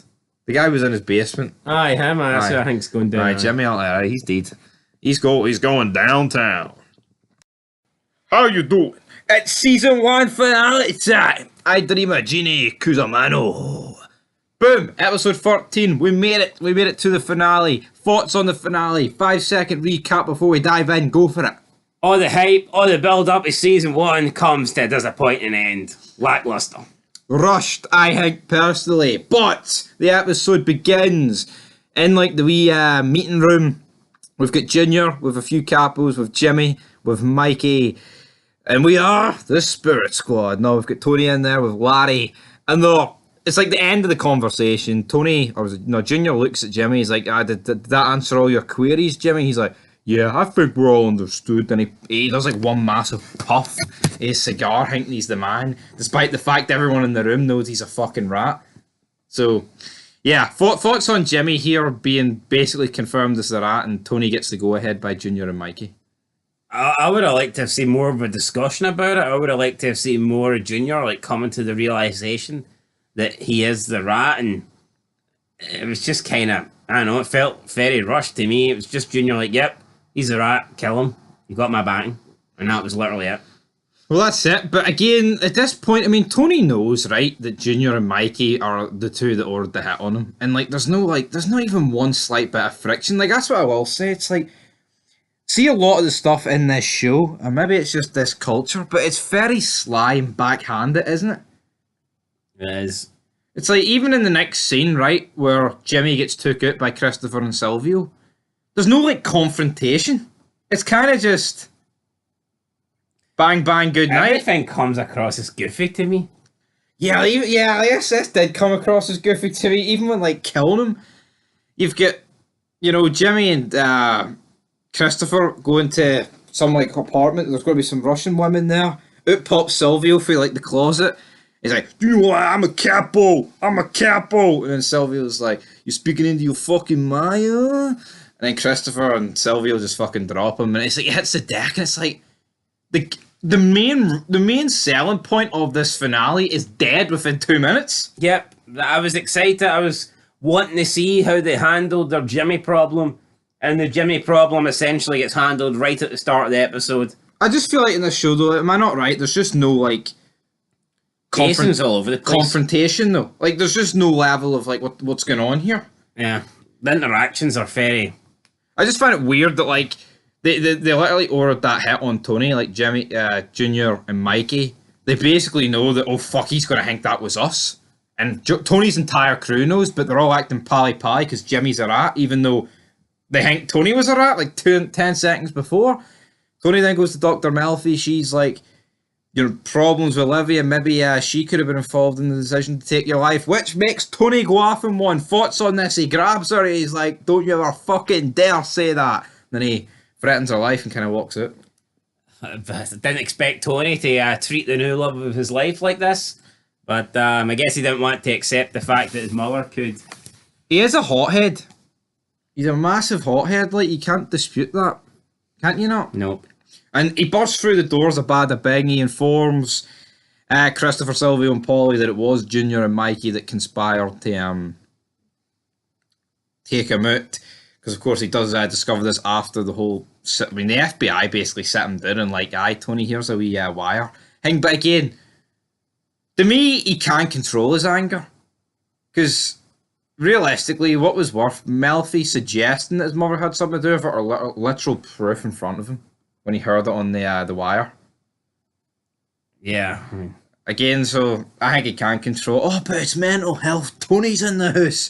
Thoughts on this? Should Tony have made a deal? Should he have jobbed out Junior, or was he never going to make a deal? Nah, you don't make deals when you're in this line of work. Or I feel like everyone... Deals are for rats. God damn it. But yeah, so this basically confirms to him that, Junior and Livia did agree to kill him, literally because of a psychiatrist. And again, I don't understand this reasoning from Junior. Oh, some of his captains have their mothers in a care home, that automatically means they're conspiring against him. How fucking petty and weak in the head do you have to be to think that? You see, if Tony, right, truly wanted to oust Junior, he's going to do it. He's not going to meet up with people in the fucking care home to discuss it. Yeah, I don't get that. Like, what's stopping Tony from discussing that in the care home, or if he's going to date in Bada Bing? Because he comes in the Bada Bing and literally discusses, here, we need to wipe these and out. He says they need to strike before Junior does. Basically mentions this guy called Chucky. You'd no idea Chucky was. Thoughts on wee Chucky? Apparently Chucky's dangerous for Tony. if Junior is going to kill Tony, Chucky would be the guy that he goes to. So, Chucky, from my recollections, done nothing to Tony, but Tony doesn't care. Basically just goes, kills Chucky like that, shoots him dead, point blank. Plus, it's like, I don't get it. I mean, everyone... No, it was a good scene, I think, pulling the gun at the fish's mouth. But everyone in Sopranos crew, man, they shoot like it's every time they shoot a gun, it's like their first time shooting. They're shooting it and they've got the hand movement and there's all like they're trying to box the fucking gun. It's like they're jabbing the gun while shooting. Is that like Italians though? They're very active with their hands. Mamma Oh, mia. come on. You've got a guy point blank in front of you, man. You should have a steady fucking hand. Well, considering the black guys at last episode, maybe they need to, do the whole hand movements to make sure the job's done. Could you imagine if the black guys tried to kill this Chucky guy? He's trying to pull the gun at the fish. He shot the fish. So the holes in the boat, fuck me. boat No, was but it's like, I mean... And he shoots him in broad daylight. No, but if you want to shoot somebody, you should have a steady hand. Yeah. Every time I see anybody try and shoot somebody in this show, their hands like jumping. It's like their hands like a fucking fish out of water. This was.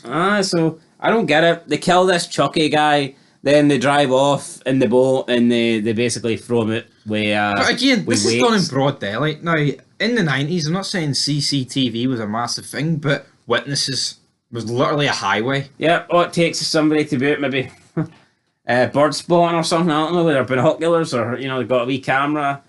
And just killing a guy in broad daylight didn't seem like a good idea. I personally felt this was a harsh killing as well. Well, I mean, I get why they kind of thought it needed to be done, but see, at the same time, I feel like all this could have been avoided, but I mean, it's like their pride and shit. Like, see when they realise Jimmy's the rat and Junior might think to himself, fuck, it wasn't Tony. Should he not go to Tony and be the bigger man and be like, here, I ordered the hit on you. I was wrong. Can you forgive me, sort of deal? Or is that out of the question by this point? Because he knows that Tony knows, and Tony knows that he knows. Is it trying to make amends not better than this? Shouldn't that be the way they try and fix it? I mean, Yeah, rather than just kill it. Why are they? I mean, they're not essentially all part of the same. Exactly. Like, they're wiping each other out. It doesn't. It doesn't make much sense to me. Yeah, and not again. I know. I mean, it'd be like, it's like, let's say Sons of Anarchy, for example, right?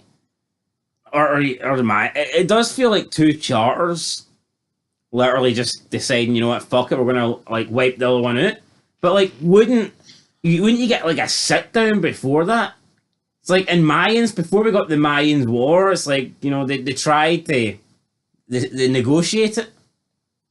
Yeah, like I just feel like there's, like I say, it's very Like you said, shouldn't Tony go to Junior and be like, look, I know you ordered the hit on me. How are you going to make this right? I know.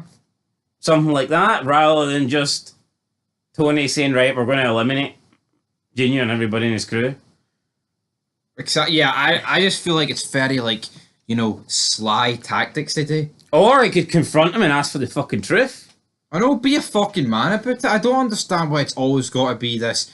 And then you've got somebody, right, like Artie, right, who Livia tells him, because Livia is in hospital. She was found at the start of the episode. Weak opening to an episode, by the way. Yeah. Her wandering about. Who cares? She basically says to Artie, oh, you're not mad at Tony for burning down your restaurant? Oh, you're a very good man. Oh, also, apparently Meadow's got a boyfriend out of nowhere, and it just didn't. I mean, this guy must be fucking a daredevil. Like, he's in Tony Soprano's house, making out with his daughter on Tony's fucking couch. His fat ass is implanted into that couch. It's like, I know, but I mean, they all kind of know. Like, I mean, that just means the guy got a death wish. Like, it just seemed like randomly out the blue. Yeah, no, it was. Then they hear a noise, and like you'd think the guy's reaction would be to shit himself. It's like, fuck, is that your dad? Is he home? But they kind of just like continue on. I know, very weird. dumb. But Livia tells Artie, right, and do you think she's aware of what she's doing here? Do you think there is a level of she's just a CUNT? Aye. Or do you think it's completely... It's weird though, right? How does it go from like fine to, oh, she's had Alzheimer's this whole time? That's not really how it works. Anyway, Just to suit the narrative of the show. she tells Artie that Tony, he's a good boy for forgiving Tony for burning down his restaurant. Obviously, that's the first time Artie's heard of it. And Artie goes completely insane.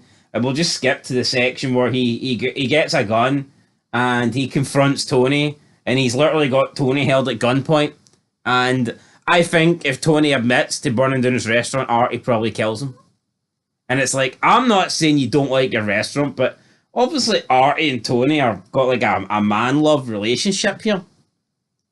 Felt weird that he I'd was. say Artie's his best It friend. felt weird that he was literally like ready to kill Tony. It's like you could maybe even understand it a bit more the night after his restaurant was burnt down. But I mean, a lot's happened, and I know the restaurant was important to him. Like, but it felt a bit like fake rage to me. It's like, the restaurant got burnt down a while ago. You've got a new restaurant. It's up and running now. I can understand him being pissed and wanting to confront Tony, but with a gun. I know, it did seem a wee bit. With a gun, he literally. I mean, like, Oh, 3 generations of Buko. no, but like, wouldn't you maybe expect him to like go to Tony's house and Tony not answers the door? Maybe he punches him, and you're like, "Was it you?" I think something more like that would have been more suitable. Like, how could you do it? But no, he actually jumps out of a car and he holds Tony at gunpoint. Yeah, I feel like Literally going to kill him in the I'll streets. tell you what, I think it probably was my favourite scene from the episode. It felt It real. didn't feel justified to me. I didn't feel just, but I felt like in terms of an actual scene, it was good. It was, but I mean, he's literally ready to kill Tony, man, over. No, I think you're right. I genuinely think if Tony admits to it, he fucking shoots him. Like I said, I could understand if we went to Tony's house and Tony answers the door, busted nose. It's like, was it you, Tony? Did you do it? Like, then Tony's like, what the fuck are you talking about? But I've missed Artie, you know what? He was MVP and he's back. but He should be running things. Fuck but Junior I don't Tony. know, man. Just Artie Artie, Buko. Artie turning up with like a hunting rifle, man, confronting Tony over, and he's ready to kill him, ready to murder him, just because his restaurant got burnt down ages ago. We see him talking to Father Phil, Artie, and then he's basically like, I hate all men. See how fucking angry he was? He hates all men. What is he, a fucking feminazi? Don't know what Artie's about, but eventually by the end of the episode, he's alright. Yeah, He makes peace with Tony. He's alright, big man. We're moving on to Mikey now. No Mikey yet, because Tony has to admit to his crew that he went to see a psychiatrist and he amends things with Melfi. He says, it's alright. He tells her to leave town, though. It's funny because I feel like throughout season 1, they've all kind of like ripped the piss out of like mental health and stuff like this and the possibility of seeing a psychiatrist. But when Tony like opens up to it and admits it, they're all like they're like reserved and held back. They're like reluctant to really comment on it. I feel like it would have been better to break the mood if one of them made a joke about you're fucking. But see, it's You're weird. a mental case, Tony. It's like they were all kind of. He was like, well, speak your piece now, and no one was really saying anything. I mean, we all know what Christopher thinks. Yeah, he stormed out upset. And again, there's no follow up. There's not a scene at the end where he's in the bar, the restaurant, and Tony's like, "So you're not all right with that, Christopher?" There's nothing. There's no fucking follow. I mean, I'm surprised like Christopher doesn't complain. It's like, what the fuck? You seen one of them? Why don't you talk to us? Like, it's like I expected something like that. It's like they didn't ask what's wrong with you, or basically just Tony admitted that he's been seeing a psychiatrist, and they kind of just said nothing, no response. Exactly, but it is time to move on to our second hit of the episode. I felt like that should have been I felt like that should have been a big thing, but it wasn't really. I know you see the Tony admitting that no one really cared. Hank, if right, you're right. They are like weakening their own fucking crew. Like they've killed Jimmy. Right, he was a rat, had to be done. But I don't know. I just feel like it would make much more sense for them to kill Junior, and then like with Mikey and your other man, not fall in line with Tony. I agree with him killing Jimmy because, like, that's just the way it works. Like, rats get killed, but like we've seen in Sons where people maybe had tried that hit, and I mean, look at Opie. You look at Sons of Anarchy. You know what I mean, yeah, he was pissed off, but eventually, he was able to like forgive them, and they moved on. Like Piney comes in, tries to shoot Clay, and eventually they sit to. I get it. Some things you can't come back from, but at the end of the day, Tony wasn't killed. And he hears the fact on the wire that Plus, it's Livia like pointed Junior to holy fuck, they are actually plotting against me. It's not like he did it for no reason. yeah, it's not like Junior just woke up. Even if one I day think and- it's a stupid reason. It's not like they just woke up. I mean, Junior made a mistake and he thought Tony was the rat. I'm surprised that. It just feels like Tony, like eliminating Junior and his crew, would be like a last resort. It feels like the first thing they should have done was like try to sit down and discuss things, but I guess not. Exactly. But Mikey gets followed out into the woods by Polly and Christopher. Another scene where like they're just running and like are they trying to hit him or are they just shooting to get him to run? What was like the end game with some of Christopher's shots here? Not quite sure. Mikey was out without a gun. I don't know if that's normal. Like, Yeah, especially at a time like this, you know, he probably should be carrying a gun. but yeah, he gets chased into the woods. Eventually, after missing about 20 shots, Christopher shoots him in the leg. He confronts him about Brendan's murder. Did he get a chance when you shot him naked in his bathtub? Again, even this scene, like it was kind of funny with Polly getting hit with the poison ivy, but again, you've just like they're unloading the clips into him, like this guy's the big. Like, let's be real. See, 3 episodes ago, Christopher was burying Brendan. That should be my name in the paper. It was.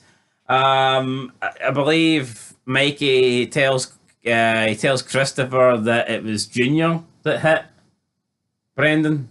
Yeah. But I mean, can't imagine 70-year-old Junior. No, but what was the need, right? What was the need of like shooting the guy 25 times? Yeah, I don't get that. It was like the same with the guy in the boat. It's like it's like everything. It seems like comedy where they unleash like 20 an entire round into someone. I can't recall Most shows when you see an execution, it's like 1 or 2. one or two. It's like, but no, in this it's like boom, boom, boom, boom, boom, and it's like just. Or like, over- I mean, when Jack shoots Clay, he puts like fucking 10 into him because it was like fuck you, like the last fuck you to him because it warranted it.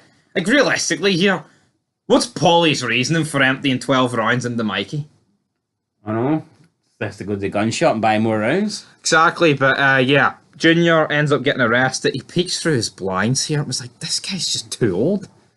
It's like someone has a parcel for him. He's like, I don't really want to answer that. Then he peeks through the blinds, and then yep, he gets arrested. He gets questioned, so He gets arrested but I think he was next on the list. He was.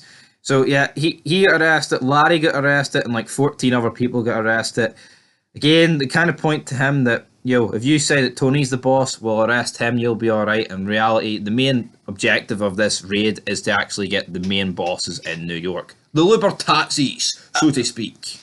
Again, we don't really get a reaction or anything from Junior to the death of Mikey. I don't know if we will get that in season 2 or whatever, but this should be a pretty big deal, should it not? I know, like, would it not have been good? But then how would they have found out about Mikey? Because they don't actually know where his body is. I think he's just run off. True. But again, yeah. Tony goes to the nursing home. And I like this. This is actually probably my favourite scene because I hate Livia. He fucking grabs her by the throat. Which I thought maybe might have been a bit extreme considering she just had a stroke. Like, she's smirking, she's smiling. It was funny because he comes equipped with a pillow.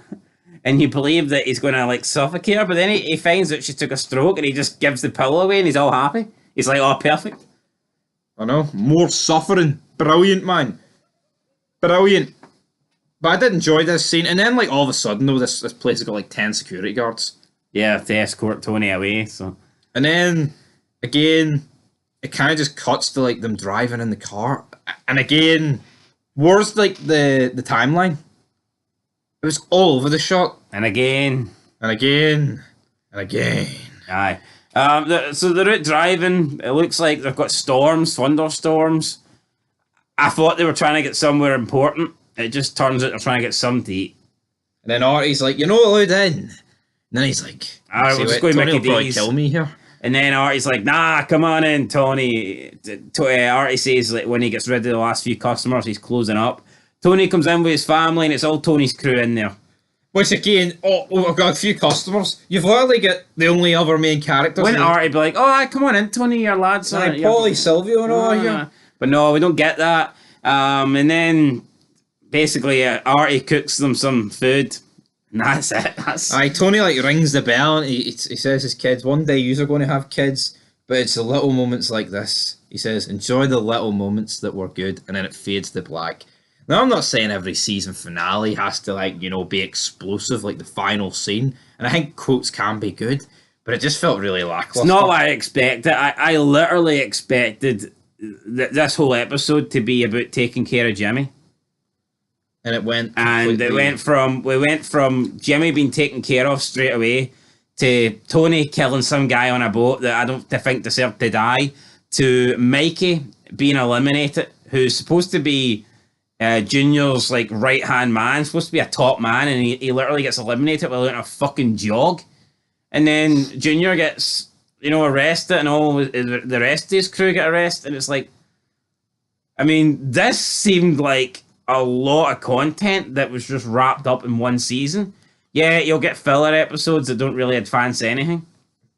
Yeah, I was surprised. I mean, I thought what happened here could have been done over a season, or at least like half a season. Yeah, no, I think you're right on the money. But again, I think some very good characters in this episode, like potential. Like, I think Jimmy and Mikey were done dirty. I feel like you could have done a lot more with them, especially Mikey, considering he's like Junior's number 2. But, yeah. And again, it's like, could there not have been a scene at the end where, like, like Tony's proper acknowledged as the main guy now? Yeah. Like what? He's the main guy. He's having a meal. Anyway, and the deaths just seem really cheap and fucking amateurish, in my opinion. Apart from the attempted hit on Tony. It won't be cinematic. Well, that was the most. Yeah, but I mean, they actually didn't make it. They didn't do it, if you know what I mean. But every other one seems to go without a hitch. It's like, where's the fuck up? Where's the target fighting back? I know. It's like Jimmy. He goes to like grab something on his. Yeah, it was a weird slow motion jump cut. And I'm expecting Jimmy to pull out a gun or something and maybe get a shot off, or maybe you get Jimmy wrestling with Chris or something for the gun. And it's nothing happens. It's just Chris kind of like stops him, and then he gets shot in the back of the head.